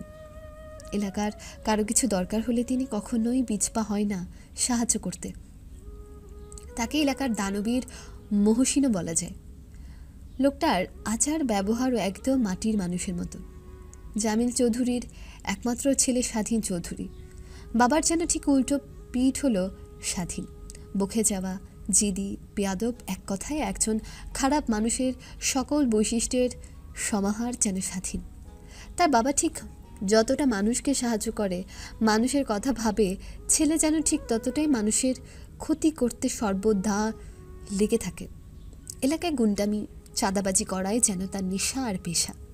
সমিতির লোকজন স্বাধীনের বাবার অফিসে আসে। আসসালামু আলাইকুম জামিল স্যার। ওয়ালাইকুম আসসালাম। আরে রহিম, তুমি যে কেমন আছো? বসো বসো। তোমরা সবাই হুট করে আমার অফিসে, কোনো কিছু দরকার ছিল? জামিল স্যার, আপনার সাথে কিছু জরুরি কথা ছিল। হ্যাঁ হ্যাঁ, বলো কি হয়েছে? তোমাদের সবাইকে দেখে মনে হচ্ছে বিশাল কোনো সমস্যা হয়েছে। করিমউদ্দিন ভাই হসপিটালে জামিল স্যার। কি বলছো? কি কি হয়েছে করিম সাহেবের? আমার তো কালকেও দেখা হলো ওনার সাথে। গরিব দুঃখীদের খাওয়ার প্রোগ্রামের জন্য 1.5 লাখ টাকাও নিয়ে গেল। আজকে হঠাৎ কি হয়ে গেল ওনার? কিছু গুন্ডা আজকে সমিতির অফিসে এসে করিম ভাইকে বেধড়ক মেরেছে। মেরে তার কাছ থেকে টাকা নিয়ে চলে গেছে। অতিরিক্ত মারার কারণে করিম ভাইয়ের শরীর থেকে অনেক রক্ত বের হয়ে গিয়েছে। ডাক্তার বলেছে তিনি এখন আইসিইউতে আছে, তবে তার অবস্থা অনেক খারাপ। কি হবে একমাত্র আল্লাহই জানেন। কি বলছো এসব? করিম সাহেবের মতো এত ভালো লোককে কে এসে মারবে? এখনই পুলিশকে খবর দেওয়া দরকার। জানতে পেরেছো তোমরা কে এই কাজটা করেছে? বেয়াদবি নিবেন না জামিল স্যার, এই কাজটা করেছে আপনার ছেলে স্বাধীন। কি বলছো এসব রহিম? পাগল হয়ে গেলে নাকি? আমার ছেলে কখনোই এমন কাজ করতে পারে না। স্বাধীন কেন এই কাজ করবে? স্যার, আপনি বিশ্বাস করতে না চাইলেও এটাই সত্য, আপনার ছেলে এই কাজ করেছে। সে এলাকায় আরও কি করে বেড়ায় সে সম্পর্কে আপনার কোনো ধারণাই নেই। এলাকায় গুন্ডামি, চাঁদাবাজি সহ যত ধরনের খারাপ কাজ আছে সব আপনার ছেলে করে। এতদিন আমরা সবাই চুপচাপ সহ্য করে এসেছি, কিন্তু আজকে যখন স্বাধীন তার দলবল নিয়ে করিমউদ্দিন ভাইকে এভাবে মারলো, তখন আমরা আর চুপ থাকতে পারলাম না। এই জন্য আজকে আমরা আসলাম আপনাকে বলতে যে আপনার ছেলে সবার জীবন হারাম করে রেখেছে। এই যে দেখুন আপনার ছেলের কাণ্ড। এরপর তারা সবাই মিলে স্বাধীনের কিছু অপকর্মের ছবি এবং ভিডিও জামিল চৌধুরীকে দেখায়। জামিল চৌধুরী এসব দেখে আকাশ থেকে পড়ে। আমি আসলেই এর কিছুই জানতাম না। তোমরা আমাকে এসব কেন আগে বললে না? আমার ঘরে আমি এত বড় কুলাঙ্গার পালছি, এটা আমার আরও আগে জানা উচিত ছিল। আমি এর ব্যবস্থা নিশ্চয়ই করব, আর করিমউদ্দিন সাহেবের চিকিৎসার সব খরচ আমি দেব। না জামিল স্যার, এটা আপনাকে দিতে হবে না। শুধুমাত্র নিজের এই পক্ষে যাওয়ার ছেলেকে একটু সামলে নেবেন, এতেই আমাদের উপকার হবে। আজ তবে আসি। আসসালামু আলাইকুম। সবাই তারপর চলে যায়। জামিল চৌধুরী একদম হতবিহ্বল হয়ে বসে থাকে। এটা উনি কি শুনলেন? তার ছেলে একটা গুন্ডা? এই তাহলে উনি স্বাধীনকে মানুষ করেছেন? এই তো হবে তিনি তার ছেলেকে শিক্ষা দিয়েছেন? জামিল সাহেবের নিজেকে একজন ব্যর্থ পিতা মনে হতে থাকে। আজকে বাড়ি গিয়ে তিনি এক একটা বিহিত করেই ছাড়বেন। সারাদিন রাস্তায় রাস্তায় প্যা প্যা করে ঘুরে বেড়ানোর পরে স্বাধীন সন্ধ্যার সময় আসে তার বাড়িতে। বাড়িতে এসে চিৎকার দিয়ে তার মাকে ডাকতে থাকে। মা, তুমি কোথায়? এদিকে আসো, আমার তো অনেক খিদা পেয়েছে, আমাকে কিছু খেতে দাও। এই যে বাবা, তুই এতক্ষণে এলি? আমি সেই কখন থেকে তোর জন্য অপেক্ষা করে বসে আছি খাবার নিয়ে। আজকে তোর পছন্দের মোরগ পোলাও রান্না করেছি, তাড়াতাড়ি হাত মুখ ধুয়ে ফ্রেশ হয়ে আয়। আমি এখনই খাবার বেড়ে টেবিলে রাখছি। সত্যি তুমি আজকে মোরগ পোলাও রান্না করেছো মা? তুমি আসলে বেস্ট মা। আমি এখনই ফ্রেশ হয়ে আসছি, আমাকে 5 মিনিট সময় দাও। তুমি তাড়াতাড়ি করে আমার জন্য খাবার বেড়ে রাখো। তোমার হাতের মোরগ পোলাও আমার ভীষণ পছন্দের। শুনি তো আমার খিদে আরও বেড়ে গেল। স্বাধীন টেবিলে খেতে বসেছে আর তার মা তাকে প্লেটে খাবার বেড়ে দিচ্ছে। ঠিক তখনই বাড়িতে ঢুকলো জামিল সাহেব। স্বাধীন, তোমার সাথে আমার কথা আছে, এদিকে তাকাও। কি হয়েছে বাবা? আমাকে তুমি কি বলবে? আজকে দুপুরে তুমি কোথায় ছিলে? কেন, আমি আমার বন্ধুদের সাথে আড্ডা দিচ্ছিলাম এলাকার মাঠে। কিছু কি হয়েছে বাবা? তুমি আজকে দুপুরবেলা এলাকার সমিতির অফিসে যাওনি করিমউদ্দিনের কাছে? এই কথা শুনে স্বাধীনের চোখ মুখের রং একদম পাল্টে গেল। সে আমতা করে তার বাবাকে বলতে লাগলো, না তো বাবা, আমি তো আজকে সেখানে যাইনি। আমি তো কোচিংয়ের পরে মাঠে বসে আমার বন্ধুদের সাথে আড্ডা দিচ্ছিলাম। খবরদার স্বাধীন, তুমি আমাকে মিথ্যা কথা বলবে না। আমি তোমার সব কুকৃতির কথা জেনে গিয়েছি। তুমি আজকের দুপুরে গিয়ে করিমউদ্দিন সাহেবকে মেরে এলাকার সমিতির অফিস থেকে টাকা নিয়ে এসেছো। বাবা, তোমাকে এসব যারা বলেছে তারা মিথ্যা কথা বলেছে। তারা আসলে আমাকে হিংসা করে। স্বাধীন, তুমি আর আমাকে মিথ্যা কথা বলবে না। তোমার সব কুকৃতির প্রমাণ আমি আজ স্বচক্ষে দেখেছি। আমার ঘৃণা হচ্ছে তোমাকে আমার ছেলে বলে পরিচয় দিতে। কি দেইনি আমি তোমাকে? টাকা পয়সা, বাইক, জামা কাপড়, ল্যাপটপ সহ যখন যা চেয়েছো তখন সেটি আমি তোমাকে এনে দিয়েছি। তারপরেও তোমার এই গুন্ডামি বদমাইশি করার কারণ কি? তোমার জন্য আজ আমাকে অনেক অপমানিত হতে হয়েছে এলাকার মানুষের কাছে। তোমার জন্য এলাকার মানুষ আমাকে ছিছি করছে। তোমার জন্য করিমউদ্দিন সাহেব আজ হসপিটালে মৃত্যুর সাথে পাঞ্জা লড়ছে। এই সব করার জন্য আমি তোমাকে জন্ম দিয়েছি আর এত বড় করেছি। তোমার মতো ছেলে থাকার চেয়ে আমার কোনো সন্তান না থাকাই ভালো ছিল। আজ থেকে তোমাকে আমি আমার ছেলের পরিচয় দিব না, আর এই মুহূর্তে তুমি এই বাড়ি থেকে বেরিয়ে যাবে। আজকের পর থেকে আমি ভুলে যাব আমার স্বাধীন নামের কোনো ছেলে ছিল। আপনি কি বলছেন এসব? নিজের ছেলেকে মানুষ এভাবে বলতে পারে? তোমার ছেলে যেসব কাজ করে বেরিয়েছে তার জন্য এটাই উপযুক্ত শাস্তি। তোমার ছেলের জন্য করিমউদ্দিন সাহেব হসপিটালের আইসিইউতে। তোমার ছেলে তার দলবল নিয়ে গিয়ে তাকে মেরে আধমারা করে রেখেছিল। তুমি বলো সুলতানা, আমি এই ছেলেকে কি দেইনি? তারপরেও তার এসব কাজের কি মানে? এলাকার সব দোকানে গিয়ে চাঁদা দেওয়া, গুন্ডামি করা, সবাইকে বিরক্ত করা এবং মারামারি করা বাদে তোমার ছেলে আর কিছুই করে না। না না, আমার স্বাধীন এসব কিছু করতে পারে না। আপনি নিশ্চয়ই ভুল বুঝছেন। আমি তার এসব কাজের প্রমাণ আজকে নিজের চোখে দেখে এসেছি। তারপরও তোমার যদি বিশ্বাস না হয়, তুমি তোমার ছেলেকে জিজ্ঞেস করো। স্বাধীন, শোনা বাবা আমার, বল তুই এসব কিছুই করিসনি? তোর বাবা এসব কি উল্টোপাল্টা কথা বলছে? স্বাধীন তার বাবার এসব কথা শুনে মাথা নিচু করে বসে থাকে। তার মা তাকে এসব বিষয়ে জিজ্ঞেস করলে সে কোনো উত্তর দিতে পারে না, কারণ তার বাবা আসলে মিথ্যে কথা বলছিল না। আসলে তো স্বাধীন এসব কাজকর্ম করেই বেড়ায়, আর আজকে স্বাধীন একটু বেশি বাড়াবাড়ি করে ফেলেছিল। আজকে সে আর তার দলবল মিলিয়ে করিম চাচাকে একটু বেশি মেরেছিল। এখন যখন শুনল করিম চাচা হসপিটালে ভর্তি, তখন তার ভেতরে হুট করে অনেক অনুশোচনা কাজ করতে শুরু করলো। এদিকে সুলতানা তার ছেলে স্বাধীনকে চুপ করে থাকতে দেখে বুঝতে পারলো আসলে তার স্বামী জামিল চৌধুরী মিথ্যে কথা বলছে না। আসলে তার ছেলে একটা গুন্ডা, মাফিয়া। সুলতানা বেগমের পায়ে নিচ থেকে যেন মাটি সরে গেল। স্বাধীন, আমি কি তোকে এই শিক্ষা দিয়েছিলাম বাবা? আমি তো সবসময় তোর সকল চাওয়া পাওয়া পূরণ করেছি, তবে তারপরেও কেন তোকে এই গুন্ডামি করতে হলো? তোকে পেটে ধরেছি বলে আজ আমার নিজের লজ্জা হচ্ছে। এই লজ্জা পাওয়ার আগে আমার মরণ কেন হলো না? মা, তুমি এসব কি বলছো? ঠিকই বলছি। আমার ছেলে একজন মানুষকে মেরে প্রায় মৃত অবস্থায় করে ফেলেছে। সে এলাকায় গুন্ডামি করে বেড়ায়। এগুলো জানার আগে আল্লাহ আমাকে নিয়ে গেলেও পারতো। আজকে থেকে আমি মনে করব আমার ছেলে মরে গিয়েছে। তুই আজকে থেকে আর আমার ছেলে না। তোর বাবা ঠিকই বলেছে, এই মুহূর্তে তুই এই বাড়ি থেকে বেরিয়ে যা। আমি তোর চেহারা আর কখনোই দেখতে চাই না। মা, বাবা, আমি আমার ভুল বুঝতে পেরেছি। আমি এই বাড়ি ছেড়ে চলে যাচ্ছি। যদি কখনো তোমাদের যোগ্য সন্তান হতে পারি, তবে আমি এই বাড়িতে আবার আসব। এর আগ অবধি আমি কখনই আর এই বাড়িতে পা দিব না। আমাকে তোমরা মাফ করে দিও। এই কথা বলে স্বাধীন তার জিনিসপত্র ব্যাগে গুছিয়ে বাড়ি থেকে বের হয়েছে। সে তার বন্ধুদের কাউকে কিচ্ছু না জানিয়ে ঢাকার উদ্দেশ্যে একটা বাসে উঠে পড়ে। আজ থেকে তার মানুষ হবার মিশন শুরু হয়। তাকে তার বাবা মায়ের যোগ্য সন্তান হতে হবে এবং একজন ভালো মানুষ হতে হবে। তাকে অন্যায়ের বিরুদ্ধে লড়াই করতে শিখতে হবে। তার সব খারাপ অভ্যেস ত্যাগ করতে হবে। সে একজন যোগ্য মানুষ হতে পারবে সেদিন, যে সে আবার তার বাবা মায়ের কাছে ফিরে আসবে। স্বাধীন বাসে ওঠার আগে তার পেছনে একবার ঘুরে তাকায়। আমি আজ পর্যন্ত যে যে পাপ করেছি তার সকল কিছুর প্রায়শ্চিত্ত আমি অবশ্যই করব। আমি একজন যোগ্য মানুষই ফিরে আসব এবং এলাকার সকলের উপকার করব। আমার জন্য আমার বাবা মাকে যে অপমানটা হতে হয়েছে, সেটা আমি আমার ভালো কাজ দিয়ে প্রশংসায় পরিণত করব। আজ আমি এটা কথা দিলাম নিজেকে। এরপর স্বাধীন তার চোখ মুছে বাসে উঠে যায় এবং বাস কিছুক্ষণের মধ্যেই চালু হয়ে যায়। স্বাধীনের একজন ভালো মানুষ হবার এক অন্যরকম যাত্রা শুরু হয়। স্বাধীন বাস্তবে ফিরে আসে আর মুখ শক্ত করে বলে, আমি সেই স্বাধীন আর নেই বিপুল।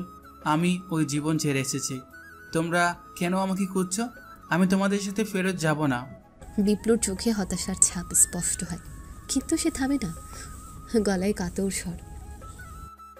আপনি হয়তো ছেড়ে এসেছেন ভাই, কিন্তু আমরা তো পারিনি। আপনি চলে যাওয়ার পর শহর তো ভালো থাকেনি।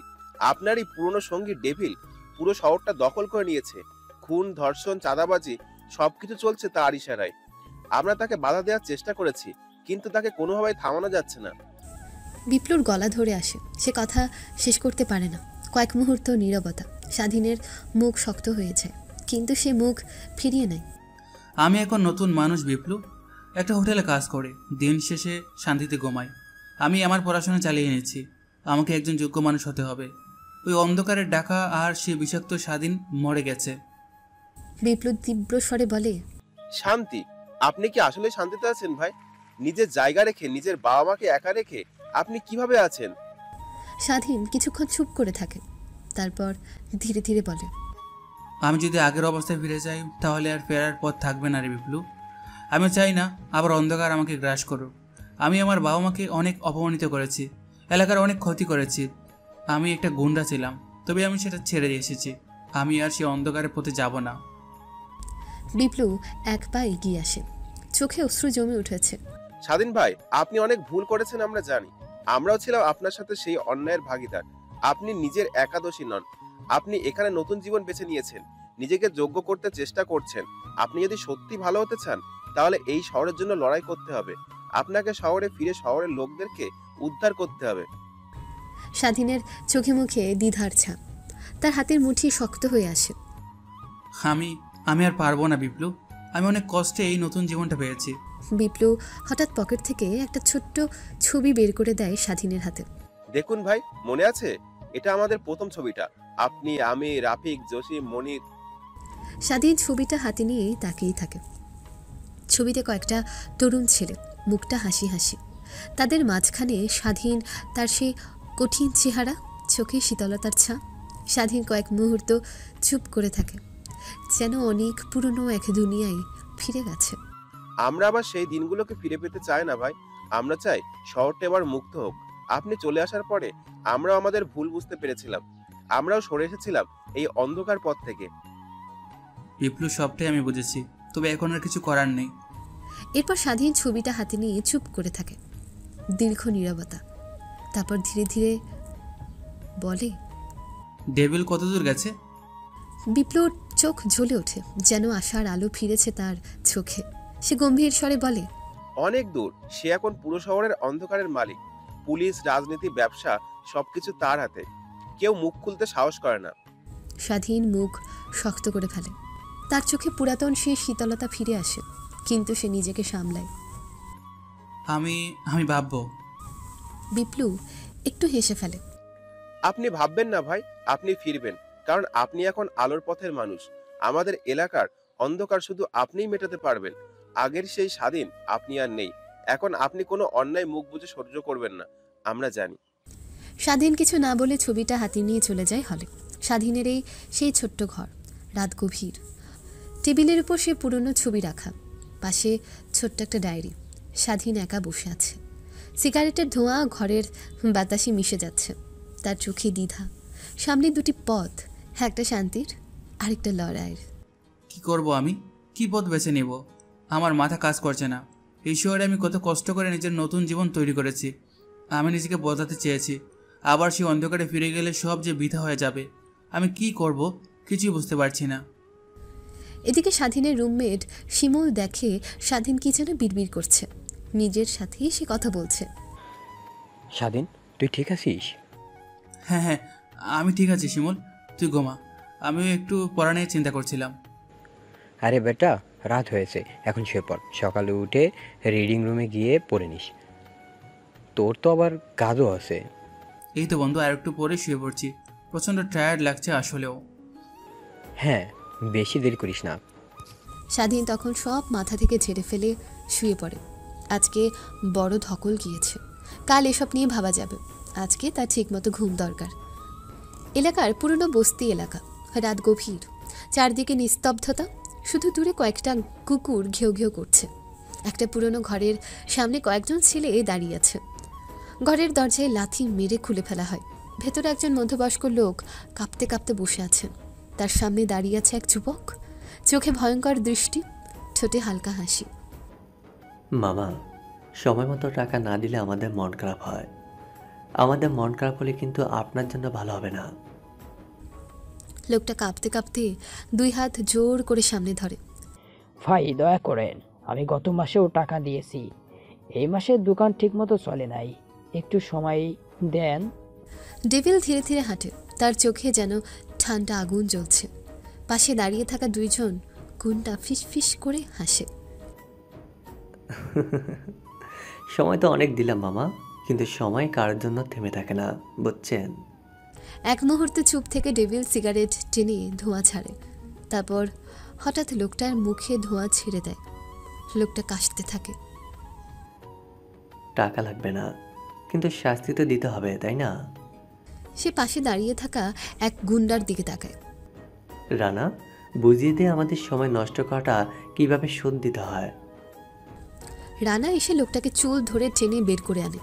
বাইরে গলির মাঝে কয়েকটা ছেলে বসে আছে। রানা লোকটাকে এক ঘুষিতে ফেলে দেয়। লোকটা কাতরাতে থাকে। ডেভিল ধীরে ধীরে সামনে এগিয়ে আসে, হাঁটু গেড়ে বসে লোকটার পাশে। তারপর কানের কাছে ফিসফিস করে বলে, এবার টাকা দেবে না দোকান বন্ধ করবে? লোকটা মুখে রক্ত মুছে ফেলে, কাঁপতে কাঁপতে বলে, টাকা আমি দিব ভাই, কালকের মধ্যে। ডেভিল হাসে, তারপরে উঠে দাঁড়ায়। পায়ের স্যান্ডেল দিয়ে লোকটার মুখে একটা হালকা চাপড় মারে। খুব ভালো, কালকে টাকা রেডি রাখবা, নইলে বুঝতে পারতেছো কি হবে, তাই না? সে এক ঝটকায় পেছন ফিরে হাঁটা দেয়। পেছন থেকে লোকটার কাপা কাপা কণ্ঠ ভেসে আসে। ডেভিলের গুন্ডারা ফিসফিস করে হাসে। কেউ কেউ মুখে সিগারেট চেপে ধরে। ডেভিল পকেট থেকে একটা সিগারেট বের করে, ঠোঁটে চেপে ধরে আগুন দেয়। ধোঁয়ার আড়ালে তার চোখে একটা ভয়ঙ্কর ঠান্ডা উজ্জ্বলতা ফুটে ওঠে। 1 বছর আগে স্বাধীন আর ডেভিল তখনও বন্ধু ছিল। তারা এখন আছে এলাকার পুরনো একটা রেস্টুরেন্টে। স্বাধীন আর ডেভিল পাশাপাশি বসে আছে। সামনে চায়ের কাপ, টেবিলের উপরে কয়েকটা সস্তা সিগারেটের প্যাকেট। তুই কি জানিস এই এলাকার সব মানুষ ভয় পায় আমাদের? ডেভিল এক গাল হাসে, চায়ের কাপ হাতে নিয়ে চুমুক দেয়, তারপর সিগারেট ধরায়। ভয় পায়? আরও ভয় পাবে। এমন ট্র্যাশ সৃষ্টি করব, পুরো এলাকা আমাদের কথা ভেবে কাঁপবে, আমাদের কথায় উঠবস করবে, তবেই না হবে আরাম। স্বাধীন মাথা নাড়ে। সে জানে তারা যা করেছে সেটা ঠিক না। তার বাবা মায়ের কানে গেলে তারা অনেক কষ্ট পাবে। তার বাবার এলাকায় বিরাট সম্মান আছে, কিন্তু তখন এসব নিয়ে তার মাথা ব্যথা ছিল না। ডেভিলের আত্মবিশ্বাস, তার ঠান্ডা মাথার হিসেব, এসব তাকে মুগ্ধ করত। কিন্তু স্বাধীন কখনো বুঝতেই পারেনি ডেভিলের ভেতরের অন্ধকার কতটা গভীর। তবে এভাবে আর কতদিন? জানিস, মাঝে মধ্যে মনে হয় একদিন এসব ছেড়ে দেয়। ডেভিল এক মুহূর্ত চুপ করে থাকে, তারপর হালকা হেসে বলে, সার্ভে, তাহলে কি ইঞ্জিনিয়ার হবে নাকি কোনো হোটেলে কাজ নেবে? স্বাধীন কিছুক্ষণ চুপ করে থাকে, তারপর মৃদু হেসে বলে, তুই বিশ্বাস করিস বা না করিস, মাঝে মধ্যে আমার বেশ খারাপ লাগে। আমার বাবা মা তো আমাকে সব দিয়েছে, তারা কখনো চাইবে না আমি এমন একটা জীবন বেছে নেই।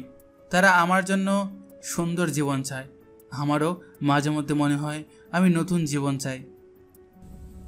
ডেভিল হাসে, কিন্তু তার চোখে ঠান্ডা কিছু একটা ফুটে ওঠে, যেন সে জানে স্বাধীন চাইলেও এই জীবন থেকে পালাতে পারবে না। মানুষ বদলায় না স্বাধীন, ছায়া কখনো মরে না।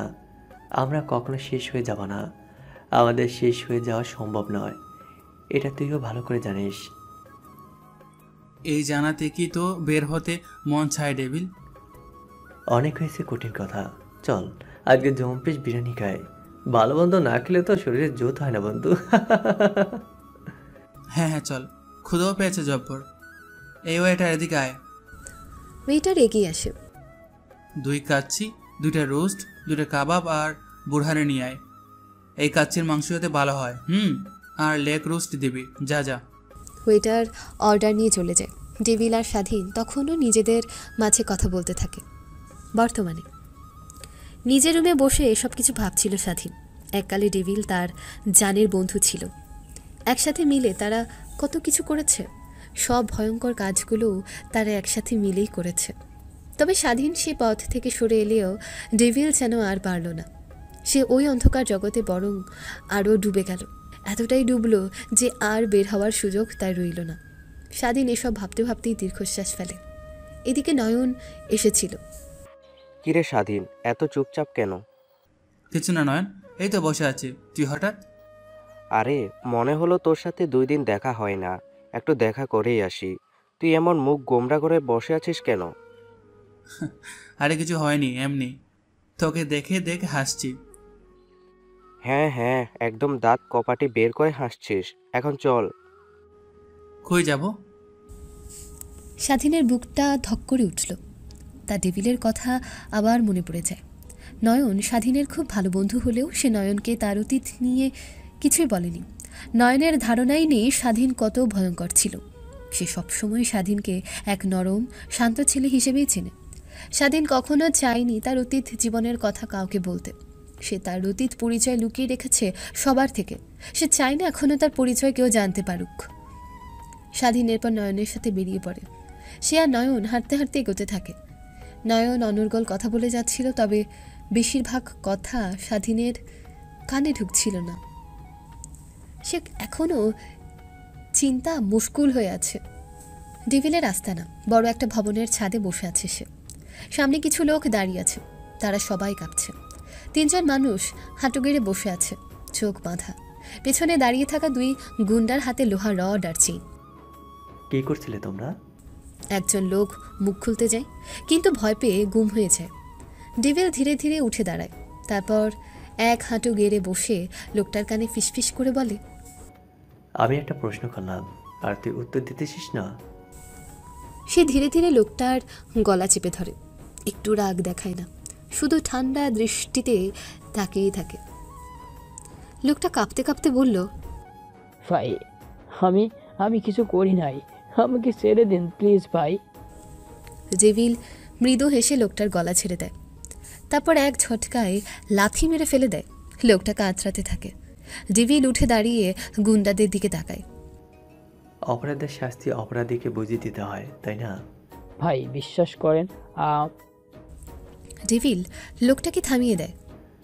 তোকে বিশ্বাস করবো কিভাবে? আমার টাকা তুই মেরে দেবে, আবার আমার থেকে লুকিয়ে থাকবে, ধরা পড়া পরে নাটক। আমাকে তুই কি মনে করিস? ভাই আমার ভুল হয়ে গেছে ভাই, আমাকে মাফ করে দেন, আমার একটা পরিবার আছে। এই কথা তোর আগে মনে ছিল না চান্দু, এখন সব মনে পড়েছে? শালা শোন, এই লাইনে বিশ্বাসঘাতকদের কোনো ছাড়াছাড়ি নেই, একমাত্র শাস্তি মিত্র। না ভাই, বস না, আমাকে মারবেন না। গুন্ডারা মাথা নাড়ে, হাসতে থাকে। তারপর ডেভিলের ইশারা পেলে লোহা রড তুলে লোকটার উপর ঝাঁপিয়ে পড়ে। চিৎকার ভেসে আসে, রক্তের দাগ ছিটকে পড়ে মেঝেতে। ডেভিল চুপচাপ দাঁড়িয়ে থাকে, সিগারেটের ধোঁয়া ছাড়তে থাকে। তার মুখে এক ফোঁটাও অনুভূতি নেই। ঢাকার ব্যস্ত রাস্তায় মানুষের কোলাহল, কঠিন জগতের ঢাকা শহর। কেউ যেন কারো আপন নয়, সবাই ছুটে চলে আপন ব্যস্ততায়, নিজের গতিতে। রাস্তার পাশে থাকা এই ছোট্ট হোটেলটির ভেতরেও কাজ চলছে নিজের মতো। টেবিল পরিষ্কার করা, অর্ডার নেওয়া, খাবার পরিবেশন সবকিছু স্বাভাবিক নিয়মেই চলছে। হোটেলটি ছোট হলেও বেশ জনপ্রিয়, লোকজনের ভিড় লেগেই থাকে। হোটেলের এক কোনায় জানলার পাশে বসে আছে দিয়া। তার চোখের সামনে ধোঁয়া ওঠা এক কাপ চা, তবে সে চা পান করছে না, কেবল চুপচাপ বসে বাইরে তাকিয়ে আছে। হঠাৎ আজ কেন যেন অস্থির লাগছে, কিছু একটা হতে চলেছে। ঠিক তখনই হোটেলের দরজা দিয়ে প্রবেশ করে কয়েকজন যুবক। প্রথমে তাদের দিকে অত নজর না দিলেও দিয়া অবাক হয়ে দেখল ওরা সোজা চলে গেল স্বাধীনের কাছে। এটা একটু অস্বাভাবিক লাগলো দিয়ার কাছে। এমন গুন্ডা দেখতে ছেলেরা স্বাধীনের কাছে কেন? তারা কি তার কোনো ক্ষতি করবে? এদিকে দিয়ার মনে স্বাধীনের জন্য একটা মায়া কাজ করা শুরু করে। ছেলেটা কিন্তু খারাপ নয় আসলেও, কি শান্ত স্নিগ্ধ একটা মানুষ, আপন মনে নিজের কাজ করে, পড়াশোনা করে। খামোখা তাকে আমি মেরেছিলাম, বেশ অনুশোচনা হয় সে কাজে। গরিব হলো, মানুষ হিসেবে স্বাধীন অনেক চমৎকার। দিয়া যেন আস্তে আস্তে স্বাধীনের প্রতি দুর্বল হতে থাকে, কিন্তু সে এখনও জানত না স্বাধীন আসলে কে, তার পরিচয় কি, তার অতীত কি। এদিকে ঢাকার ব্যস্ত রাস্তা, মানুষের ভিড়, গাড়ির হর্ন, দোকানের হাঁক ডাক, সব মিলিয়ে চিরচেনা শহুরেই কোলাহল। এর মধ্যে একটা ছোট হোটেলের সামনে দাঁড়িয়ে আছে স্বাধীন। গায়ে সাধারণ শার্ট প্যান্ট, কপালে ঘামের ছোট ছোট বিন্দু। সে একটা ট্রেতে কয়েকটা কাপ নিয়ে বেরিয়ে আসে। সকালে তার কাজ ছিল চা বানানো আর হোটেলের টেবিল পরিষ্কার করা, কিন্তু আজ তার মনে কিছুটা ভারী লাগছে। কয়েকদিন আগে বিপ্লব এসেছিল, তাকে ফিরতে বলেছিল। সে বুঝতে পারছে তার পুরনো ছায়া তাকে ছাড়বে না। তখনই রাস্তার ওপাশে বিপ্লবকে দেখে তার মুখ শক্ত হয়ে যায়, সাথে আরও 4-5 জন ছেলে, মুখে চিন্তার ছাপ। স্বাধীন বোঝে আজ কিছু একটা ঘটেছে। আবার এসেছিস? সেদিন তো পরিষ্কার বলে দিলাম আমি আর ফিরবো না। বিপ্লব দ্রুত রাস্তা পার হয়ে স্বাধীনের কাছে আসে, তার চোখে দুশ্চিন্তার ছাপ স্পষ্ট। ভাই কিছু একটা ভাবুন, আমাদের ওই পাগলের হাতে। সরি।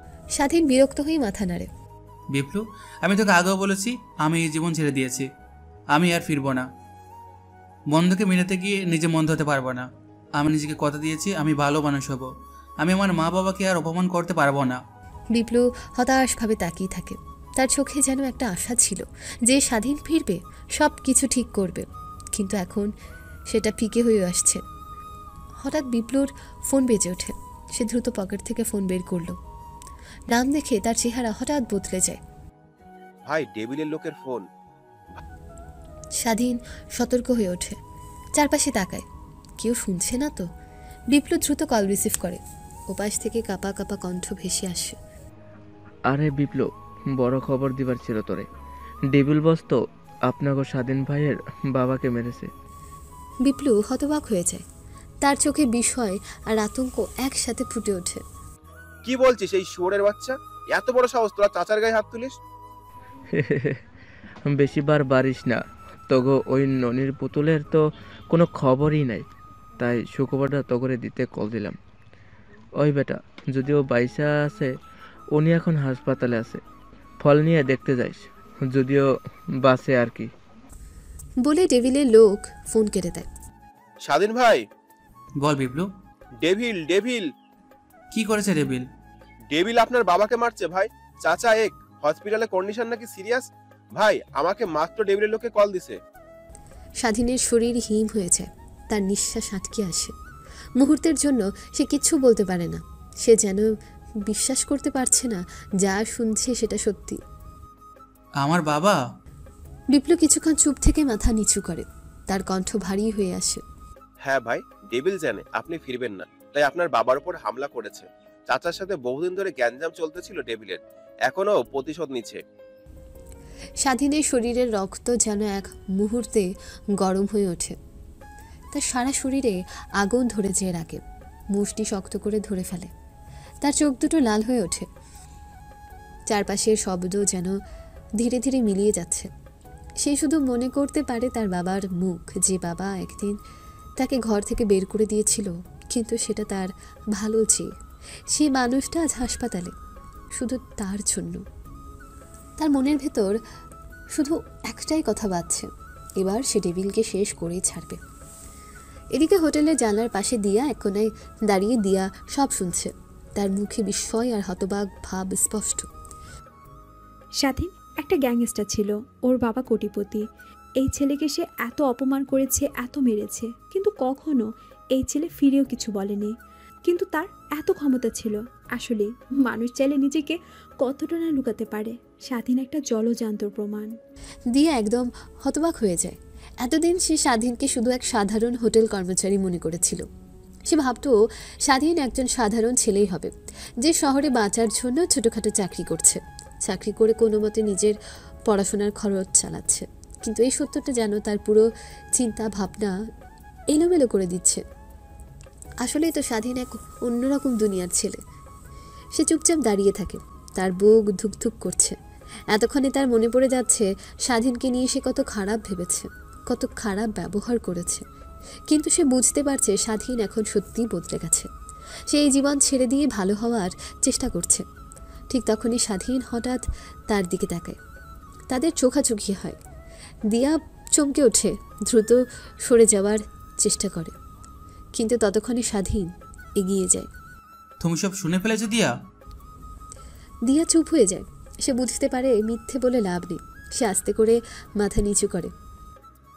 হ্যাঁ। স্বাধীন গভীরভাবে তাকিয়ে থাকে, তারপর দীর্ঘশ্বাস ফেলে। সে বুঝে গিয়েছে তার পরিচয় ফাঁস হয়ে গিয়েছে। এখন দিয়া সবাইকে বলে দেবে সে আসলে কে। তার নতুন করে সাজানো জীবন আবার বদলে যাবে। দিয়া, এটা আমার পুরনো জীবন ছিল, আমি বদলে গেছি। আমি জানি। কিছুক্ষণ নীরবতা, তারপর দিয়া কাপা কণ্ঠে বলে, আমি ভুল করেছি স্বাধীন, তোমাকে নিয়ে খারাপ ধারণা করেছিলাম। আমি দুঃখিত। স্বাধীন একটু অবাক হয়, তারপর এক মুহূর্তে চুপ থেকে হালকা হেসে বলে, এটা বলার দরকার নেই, কিন্তু তুমি কাউকে এসব বলবে না, ঠিক তো? না, আমি কিছু বলবো না। তোমার এই গোপন জীবন আমি গোপন রাখবো। স্বাধীন মাথা ঝাঁকায়, তারপর হঠাৎ গম্ভীর হয়ে যায়। তার চোখে সেই ভয়ঙ্কর আগুন জ্বলজ্বল করতে থাকে। তবে আমি ফিরছি। এবার ডেভিলকে শেষ করব আমি। দিয়া চমকে ওঠে। তুমি আবার সেই জীবনে ফিরে যাচ্ছ? তুমি তো ছেড়ে এসেছো সেই অন্ধকারের পথ, আবার কেন তবে? এটা আমার ব্যক্তিগত যুদ্ধ। ডেভিল আমার বাবাকে আঘাত করেছে, আমি তাকে কোনোভাবেই ছেড়ে দিতে পারি না। ওর সাহস হয় কিভাবে আমার বাবার গায়ে হাত তোলার? কি বলে? তোমার বাবাকে মেরেছে? হ্যাঁ দিয়া, বাবাকে সে মেরেছে। সে ভেবেছে আমি তো আর ফিরবো না। সে বাবার সাথে শত্রুতা দেখাচ্ছে। নিশ্চয়ই বাবা তার অন্যায়ের প্রতিবাদ করেছিল। দিয়া কয়েক সেকেন্ড চুপ থাকে, তারপর হঠাৎ বলে, আমি তোমার সঙ্গে যাব, আমাকে নিয়ে চলো তোমার সাথে। স্বাধীন বিস্মিত হয়। হঠাৎ করে দিয়ার আবার কি হলো? সে কেন যেতে যাচ্ছে? স্বাধীন কিছুই বুঝতে পারে না যে দিয়ার হুট করে কি হলো। তুমি কেন যেতে চাচ্ছ দিয়া? আমি জানি না স্বাধীন, কিন্তু আমি যেতে চাই। আমাকে নিতেই হবে তোমাকে, আমি তোমাকে সাহায্য করব। পাগলামো করো না দিয়া, ডেভিল অনেক ভয়ঙ্কর। আমি যে কাজে যাচ্ছি সেখান থেকে আমি নাও ফিরতে পারি। আমি তোমার জীবনটা ঝুঁকিতে ফেলতে পারবো না দিয়া। তোমার এসব ভাবতে হবে না স্বাধীন, আমি সব জেনে বুঝিয়ে বলছি। কিন্তু দিয়া। হুট করে দিয়া স্বাধীনের হাত ধরে ফেলে। স্বাধীন চমকে দিয়ার দিকে তাকায়। মেয়েটার চোখে কিছু একটা আছে, কেমন একটা মায়া। এই মায়া স্বাধীনের জন্য নতুন। কেউ তাকে এমন ভালোবাসার মায়া নিয়ে কখনো দেখেনি। স্বাধীন কিছুক্ষণ চুপ করে থাকে, সে বুঝতে পারছিল না সে কি করবে। তারপর সে দীর্ঘশ্বাস ফেলে। ঠিক আছে দিয়া, আমি তোমাকে নিব, তবে তোমাকে একটা কথা দিতে হবে। কি কথা স্বাধীন? আমি যে মুহূর্তে বলবো তোমাকে সেখান থেকে চলে আসতে, তুমি চলে আসবে। 1 সেকেন্ড আর থাকতে পারবে না। সেটা সময়টা সময় দেখা যাবে না দিয়া, তুমি বুঝো। আমি বললাম তো স্বাধীন, সে দেখা যাবে। এখন চলো আমরা রওনা দিই। আমাদের প্রস্তুত হয়ে বের হতে হবে। এই বিপ্লু শুন। জি ভাই বলেন। বাইকের ব্যবস্থা কর, দিয়েও আমাদের সাথে যাবে। সব ব্যবস্থা ঠিকঠাক করে আমাকে জানা। কতক্ষণের মাঝেই আমরা বেরিয়ে পড়ব। ডেভিলের খবর আছে, তাকে আমি ছাড়বো না। এত বড় সাহস, সে আমার বাবার গায়ে হাত তুলেছে। এরপর স্বাধীন, বিপ্লু ও তার দল বাইক নিয়ে বের হচ্ছে। পেছনে একটা গাড়িতে দিয়া বসে আছে। রাস্তা ফাঁকা, বাতাসে উত্তেজনার গন্ধ। বিপ্লু স্বাধীনের দিকে তাকিয়ে, আপনি কি নিশ্চিত ভাই আপনি সরাসরি ডেভিলের মুখোমুখি হবেন? ডেভিল কিন্তু এখন বেশ শক্তিশালী। স্বাধীনের চোখে আগুনের ঝলক। হ্যাঁ, এবার শেষ খেলা হবে। এবার ডেভিলকে তার কাজের শাস্তি পেতেই হবে। সে ভুলে গিয়েছে স্বাধীন কি জিনিস, তাকে মনে করানোর সময় চলে এসেছে।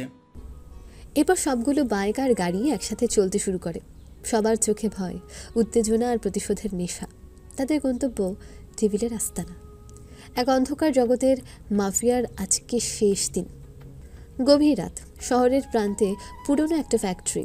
জায়গাটা অন্ধকার, শুধু দূরের ল্যাম্পপোস্টের আলো ছায়াময় পরিবেশ সৃষ্টি করছে।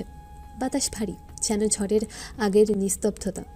স্বাধীন ধীরে ধীরে সামনে এগিয়ে আসে, চোখে অদম্য রাগ। বিপ্লব তার দল একটু দূরে দাঁড়িয়ে সতর্কভাবে পরিস্থিতি পর্যবেক্ষণ করছে। স্বাধীন মনে মনে বলছে, ডেভিল, তুই ভুল মানুষের সাথে পাঙ্গা নিলি, তোকে এই ভুলের মাসুল তো দিতেই হবে। তুই হয়তো বলে গেছিস আমি কে আর আমি কি করতে পারি। এই হাত কোনো দুর্বলের হাত নয়, এই হাতের পাওয়ার অনেক বেশি। এই হাত যার উপরে শক্ত হয়ে পড়েছে সে সহজে পালাতে পারেনি, তুইও পারবি না। আমি এত সহজে তোকে কখনোই ছেড়ে দেব না। গেটের কাছে দাঁড়িয়ে থাকা দুই গুন্ডা স্বাধীনকে দেখে ভেতরে খবর পাঠায়। কিছুক্ষণের মধ্যে ফ্যাক্টরির ভেতর থেকে বেরিয়ে আসে ডেভিল। তার গায়ে কালো জ্যাকেট, ঘুটঘুটে আঁধারে তার চোখে একটা সানগ্লাস পরা, ডান হাতে একটা সিগারেট জ্বালিয়ে ধরে আছে আর ঠোঁটে পরিচিত সে অবজ্ঞার হাসি। তার পেছনে কয়েকজন গ্যাং সদস্য দাঁড়িয়ে, হাতে রড, পিস্তল। তারা কেউ জানতো স্বাধীন ঠিক আসবে, তার অপেক্ষাতেই যেন ছিল। এত বছর পর আবার ফিরে এলি স্বাধীন। ভাবলাম তুই তো শর্টে ছেড়ে দিয়েছিস। তুই আমার বাবার উপর হামলা করলি কেন? কি রে, সে বুঝি সিরিয়াস হয়ে গেলি? পুরনো বন্ধু আমরা, হ্যাঁ একটু গল্প গুজব করি, হালচাল জিজ্ঞাসা করি। তোর সাথে আমার কোনো বন্ধুত্ব নেই ডেভিল। তোর সাথে আমি খেজুর আলাপ করতে এখানে আসিনি, এখানে এসেছি আমি কাজে। আমি এসেছি তোর সাথে বোঝাপড়া করতে। তুই আমার প্রশ্নের উত্তর দে, তুই আমার বাবাকে মারতে গেলি কেন? আহা, এত রাগ করে কেন সোনা বাবু? ডেভিল, তোকে আমি শেষবারের মতো জিজ্ঞাসা করছি। ডেভিল চোখ শুরু করে হাসে। শোন, তবে তোর বাবা আমার কাজে বাধা দিচ্ছিল। আমি যা চাই তা আমাকে পেতে হবে, কেউ আমার পথে দাঁড়াতে পারবে না। তোর বাবার ওইসব মোরালিটি আমি শুনি না। আমার কাজে যে বাধা দিতে চাইবে তাকে আমি শেষ করে দেব, সেটা তোর বাপ হোক বা আমার বাপ। কথাটা মনে রাখিস। কাজ? তুই খুন করিস, সাদাবাজি করিস, মানুষ গুম করিস, এগুলোকে কাজ বলিস? আমার জন্য এটাই কাজ স্বাধীন বন্ধু। এই শহরে টিকে থাকতে হলে এই শক্তি লাগে স্বাধীন। তোর বাবা নীতির কথা বলে বেড়াতো, আমাকে থামানোর চেষ্টা করেছিল, কিন্তু আমি জানি এই শহরের নীতি দিয়ে কিছু হয় না, ক্ষমতাই সব, আর আমার সেই ক্ষমতা লাগবেই। তুই নিজকে কি ভাবিস? তুই বলে গেছিস আমরা একসময় বন্ধু ছিলাম? বলিনি আমি, বরং তুই বলে গেছিস আমরা একসাথে শুরু করেছিলাম, আমাদের সব একসাথে করার কথা ছিল, আমাদের একসাথে রাজত্ব করার কথা ছিল। কিন্তু তুই আমাকে ছেড়ে চলে গেলি, ভালো হওয়ার চেষ্টা করলি, কিন্তু আমি আমার পথে থেকেছি। আমি বেতুর মতো সরে আসিনি, তাই আজ আমি এই শহরের রাজা। এই শহর এখন আমার কথা উঠে বসে। তুই সে জায়গায় হারিয়েছিস, তোর দোষ। আমি সেই অন্ধকার জীবনে থাকতে চাইনি ডেভিল। আমরা যা করেছি সেটা অন্যায়, সে পাপ। আমরা মানুষের ক্ষতি করেছি, মানুষের এমন ক্ষতি করার কোনো অধিকার আমাদের নেই। আমি আর এই পথে ফিরব না। তুই তো ফিরে আসতে পারিস এই পথ থেকে। নীতিবান বাপের নীতিবান ছেলে এসেছে এখন নীতির কথা শোনাতে। হয়েছে, বাংলা সিনেমা বেশি দেখিস নাকি? এত সুন্দর সাজানো সাম্রাজ্য আমার, আমি নাকি এসব ছেড়ে দেব? তুমি মনে রাখিস আমি তোকে শেষ করব। হেসে ডেভিল এবার সত্যি রেগে যায়। সে হাত তোলে, তার ইশারায় তার লোকেরা স্বাধীনকে ঘিরে ধরে। বিপ্লু ও তার দল সতর্ক হয়েছে। ডেভিল অবজ্ঞার হাসি দিয়ে, আমি তোকে শেষ করতে চাই না স্বাধীন, তুই চাইলে ফিরে আয়, আবার আমরা একসাথে রাজত্ব করব। আমি সেই অন্ধকার জীবনে আর ফিরব না, আর এবার তোকে শেষ করব। হাসালি স্বাধীন, এমনটা করা তোর সাথে নেই। বলে যাস না আমি কে ডেভিল। তুইও ভুলে যাস না আমি কে স্বাধীন। তবে হয়ে যাক ফাইট। অবশ্যই, তবে লুকিয়ে নয়, আমাদের ফাইট হবে সবার সামনে। ঠিক আছে, তবে কালকে বিকালই হয়ে যাক, আমরা সবার সামনে লড়বো, ম্যান টু ম্যান। যে হারবে সেই এলাকা ছেড়ে সারা জীবনের জন্য চলে যাবে। ডিল স্বাধীন, দেখা হবে ময়দানে। কথা শেষ করে স্বাধীন চলে আসে তার সাঙ্গপাঙ্গদের কাছে। বিপ্লব, পরশু আমি আর ডেভিল ফাইট করব। ভাই তাহলে মানুষ জোগাড় করি। আমি একলা লড়বো ডেভিলের সাথে। ভাই কি কন? হ্যাঁ বিপ্লব, এর লড়াই শুধু আমার আর ডেভিলের। সবাই অবাক হয়ে স্বাধীনের দিকে তাকিয়েই থাকে। এ যেন আগের সেই মাফিয়া ডন, এ যেন সেই ভয়ঙ্কর স্বাধীন। তবু আজ তাকে কেমন মানুষও লাগছে। গভীর রাত, স্বাধীন রাস্তায় হাঁটছিল একা, মাথায় হাজারো চিন্তা। সে চিন্তা করছে ডেভিলকে কিভাবে হারানো যায়, যে করে হোক তাকে ডেভিলকে হারাতেই হবে। হঠাৎ একটা গলির মোড়ে দাঁড়িয়ে থাকা কয়েকজন ছায়া মূর্তি দেখতে পায়।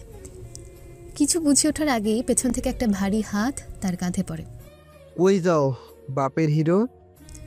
স্বাধীন দ্রুত ঘুরে দাঁড়ায়।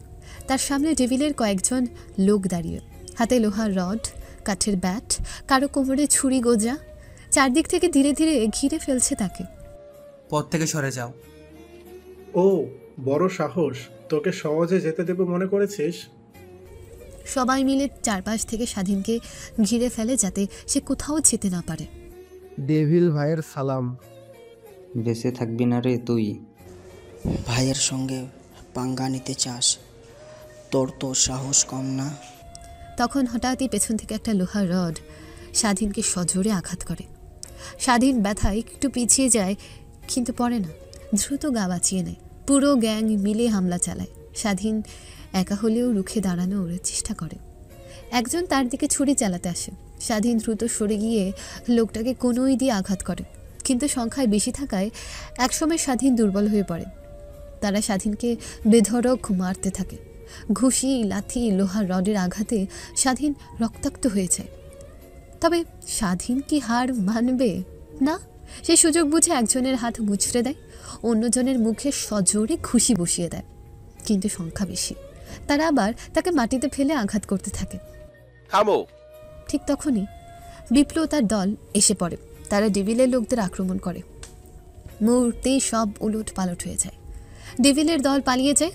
স্বাধীন মাটিতে পড়ে কাশতে থাকে। ভাই আপনি ঠিক আছেন? এই নে, প্রথম যুদ্ধ জিতে গেলাম। শহরের একটা প্রাইভেট হাসপাতাল, রুমের ভেতরে স্বাধীনকে শুয়ে থাকতে দেখা যায়। সে বেশ কিছুটা আহত। ডাক্তার তাকে মেডিসিন দিয়েছে, পাশাপাশি ব্যান্ডেজও করে দিয়েছে, তবে তার গায়ে লাগছে না কিছু। চোখের লড়াইয়ের আগুন জ্বলছে। সে ডেভিলকে দেখে নেবে। ডেভিল আর মানুষের অবস্থায় নেই, সে কাপুরুষ হয়ে গিয়েছে। দিয়া স্বাধীনের পাশে বসে আছে। দিয়া স্বাধীনের অবস্থা দেখে স্তম্ভিত। স্বাধীন, এবার কিছুদিন বিশ্রাম না অন্তত। বিশ্রামের সময় নেই দিয়া, এখন আমাকে আগে যুদ্ধ শেষ করতে হবে, তবেই আমার মুক্তি। তোমার বাবাকে দেখতে যাবে না? স্বাধীন চুপ হয়ে যায়। তোমার উচিত ওনাকে দেখতে যাওয়া। স্বাধীন দিয়ার কথার উত্তর দেয় না। তুমি যাবে ওনার কাছে? হ্যাঁ, আমি যাব স্বাধীন, আমি ওনাদের পাশে থাকবো। স্বাধীন কৃতজ্ঞ চোখে তাকায়। দিয়া, তুমি চমৎকার একটা মেয়ে। দিয়া লজ্জা পেয়ে যায়। তোমার মতো একটা চমৎকার মেয়ে আমার জীবন কখনো আসেনি। আমি তোমার জীবনে থাকবো স্বাধীন। দিয়া আর স্বাধীন এক অপরের দিকে তাকিয়ে থাকে। তাদের চোখে কিসের যেন এক গভীর কথোপকথন হয়। এক অপরের মনে যেন এক অন্যরকম ঝড় চলতে থাকে। কত কাছে, তবু তারা যেন কাছে আসতে পারছিল না। একটু ঘুমাও স্বাধীন। আচ্ছা দিয়া। স্বাধীন ঘুমিয়ে পড়ে। দিয়া চুপ করে তার পাশে বসে থাকে। দিয়া এক দৃষ্টিতে স্বাধীনকে দেখতে থাকে। ছেলেটাকে সে হুট করেই খুব ভালোবেসে ফেলেছে। এই ভালোবাসা যেন খুবই গভীর। এই ভালোবাসা খুব মায়ার। হাসপাতালের কেবিনের ভেতরে নিস্তব্ধতা।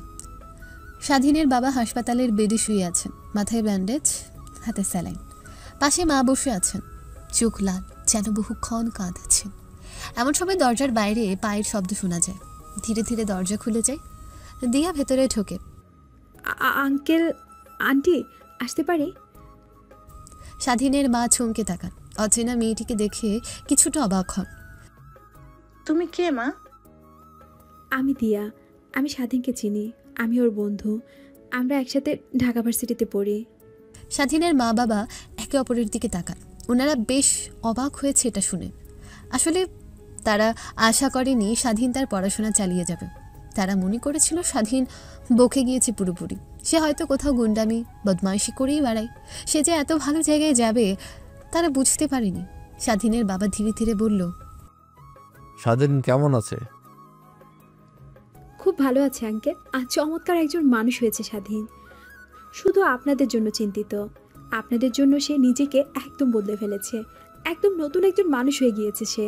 তার পরিবর্তন একদম চোখে পড়ার মতো। সে আপনাদের ভীষণ ভালোবাসে। স্বাধীনের মা চোখ মুছে না। এতদিন তারা ভেবেছিলেন তাদের ছেলে হয়তো আগের মতোই বেপরোয়া হয়ে গেছে, কিন্তু দিয়ার কথা শুনে তারা যেন আশার আলো দেখতে পান। স্বাধীনকে একবারও ভাবেনি আমাদের কথা? কেন সে এতদিন আমাদের সাথে যোগাযোগ রাখেনি? সে জানে না কিভাবে ফিরে আসতে হয় আন্টি। সে জানে আপনারা ওকে ত্যাগ করেছেন, কারণ একসময় সে ভুল পথে ছিল। কিন্তু আমি আপনাদের আজ একটা কথা বলতে এসেছি, স্বাধীন আর সেই আগের স্বাধীন নেই। বাবা মা হতবাক হয়ে শোনেন। বাবা কিছুটা উঁচু হয়ে বসার চেষ্টা করেন, কিন্তু ব্যথায় কেঁপে ওঠেন। কি বলছো মা? হ্যাঁ আঙ্কেল, স্বাধীন বদলে গেছে। সে আর অন্ধকার পথে নেই। সে ভালো মানুষ হওয়ার জন্য লড়ছে, অন্যায়ের বিরুদ্ধে দাঁড়িয়েছে। স্বাধীনের মা বাবার চোখ বড় হয়ে যায়। তারা বিস্ময়ে একে অপরের দিকে তাকান। সত্যি বলছো মা? একদম সত্যি বলছি। ডেভিল যখন আপনাকে কষ্ট দিল, তখন স্বাধীন আর চুপ করে থাকতে পারেনি। সে শপথ নিয়েছে এই অন্যায়ের সে শেষ করবে। স্বাধীনের বাবার চোখ ভিজে আসে। তার ছেলে এত বড় হয়ে গিয়েছে, অথচ সে তাকে ভুল বুঝেছিল।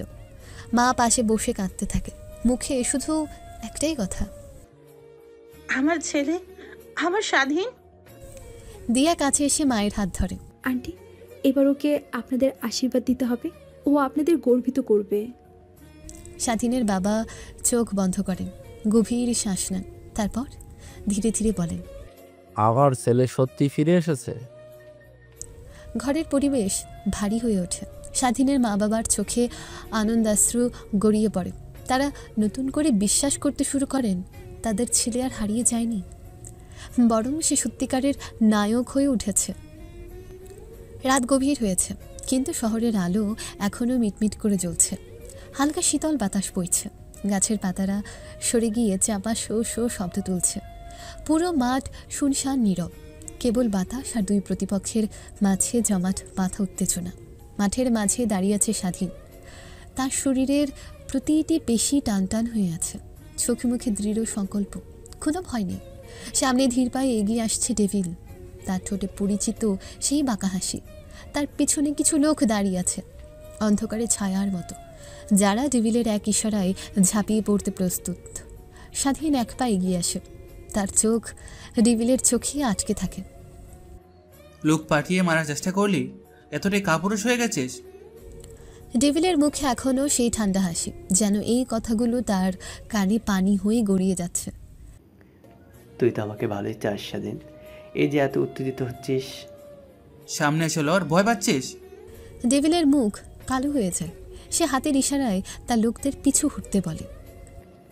আজ শুধু তুই আর আমি, দেখাই যাক কে আসল বিজয়ী।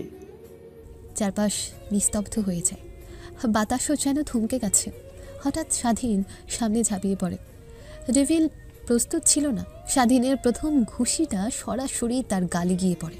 ডেভিল ছিটকে পড়ে, কিন্তু মুহূর্তেই উঠে দাঁড়ায়, চোখে আগুন। তোর সাহস বাড়ছে। ডেভিলও পাল্টা আক্রমণ করে। সে শক্তিশালী, কিন্তু স্বাধীনও কম যায় না। প্রতিটি ঘুষি, প্রতিটি লাথি, প্রতিটি আঘাতে জমে থাকা প্রতিশোধের আগুন যেন বেরিয়ে আসছে।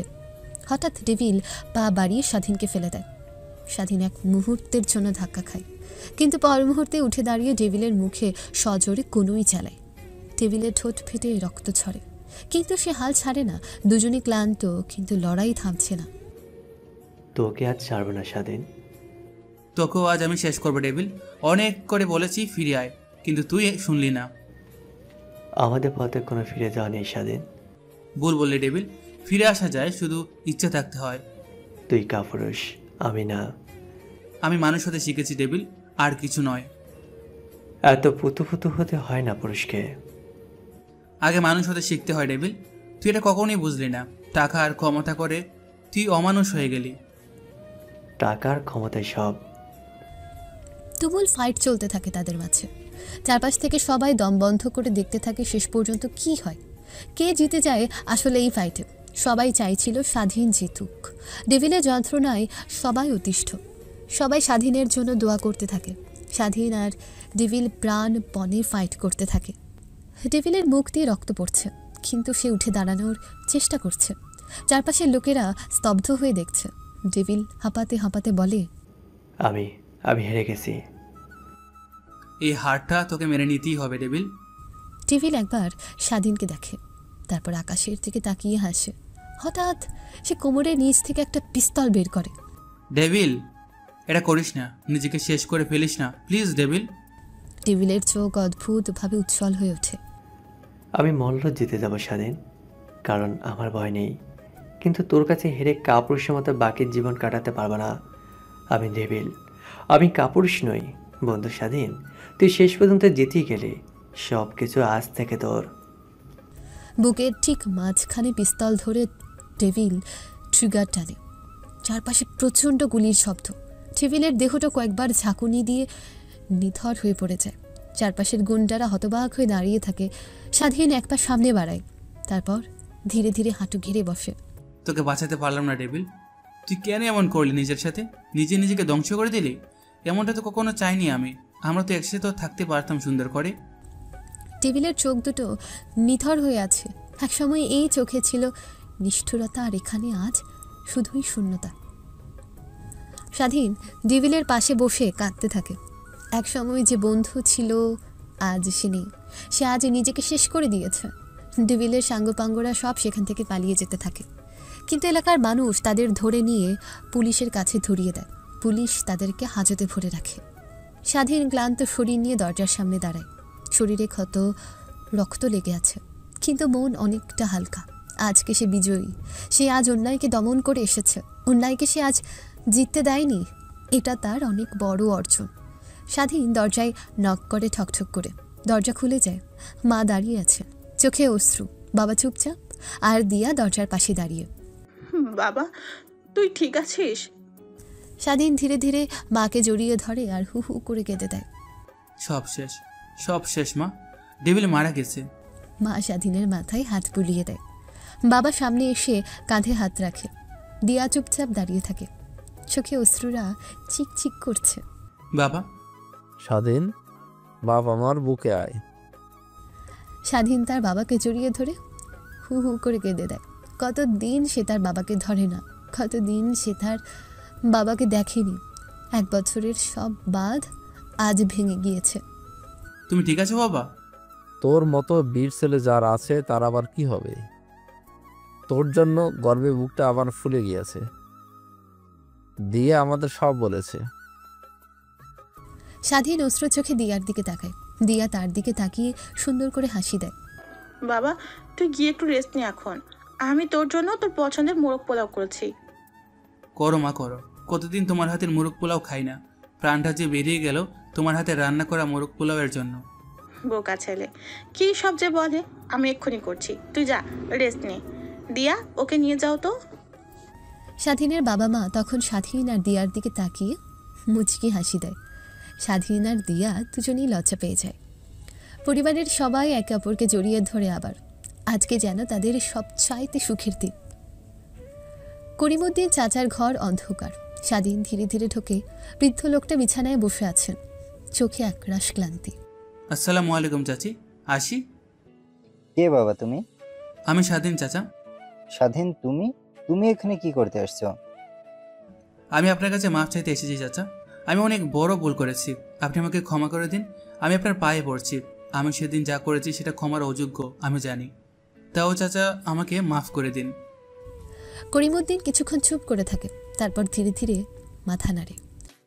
বাচ্চা মানুষ ভুল করেই, তবে ভুল করলে শুধরানোর আসল সাহস তুমি তোমার ভুল বুঝতে পারছো, এটাই অনেক। এটাই আসল মানুষের পরিচয়। আমি তোমাকে মাফ করলাম স্বাধীন। কখনো আর এইসব পথে যেও না। নিজেকে যোগ্য মানুষ হিসেবে তৈরি করো। স্বাধীন চোখের পানি আটকে রাখতে পারে না। করিমউদ্দিন তার মাথায় হাত রেখে আশীর্বাদ করেন। চাঁদের আলো পড়েছে পুকুরের জলে, চারপাশে নীরবতা, বাতাসে শীতল আমেজ। স্বাধীন আর দিয়া এলাকার পুকুর পাড়ে পাশাপাশি বসে আছে। দুজনেই চুপচাপ, কেউ কিচ্ছু বলছে না, যেন কথা বললেই সুন্দর কিছু একটা নষ্ট হয়ে যাবে। সব শেষ হয়ে গেল। হ্যাঁ, সব শেষ আর শুরু। বুঝলাম না। সত্যি বুঝলেন না? স্বাধীন গভীর চোখে দিয়ার দিকে তাকিয়ে থাকে।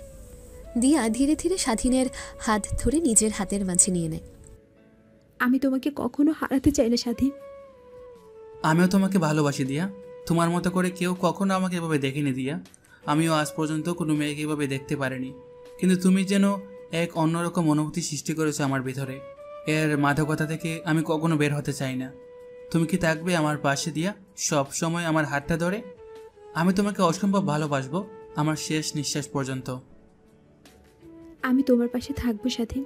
আমিও তোমাকে প্রচণ্ড ভালোবেসে ফেলেছি। তোমার প্রতি এই মুগ্ধতা প্রকাশের ভাষা আমার নেই। আমরা দুজন মিলে আমাদের ছোট্ট জগৎ সাজাবো স্বাধীন। দুজন আরও কিছুক্ষণ চুপ করে থাকে। তারপর স্বাধীন দিয়ার হাত শক্ত করে ধরে। দিয়া স্বাধীনের কাঁধে তার মাথা রাখে। জীবন নতুন পথের দিকে এগিয়ে যায়, আর পেছনে পড়ে থাকে অন্ধকারের গল্প।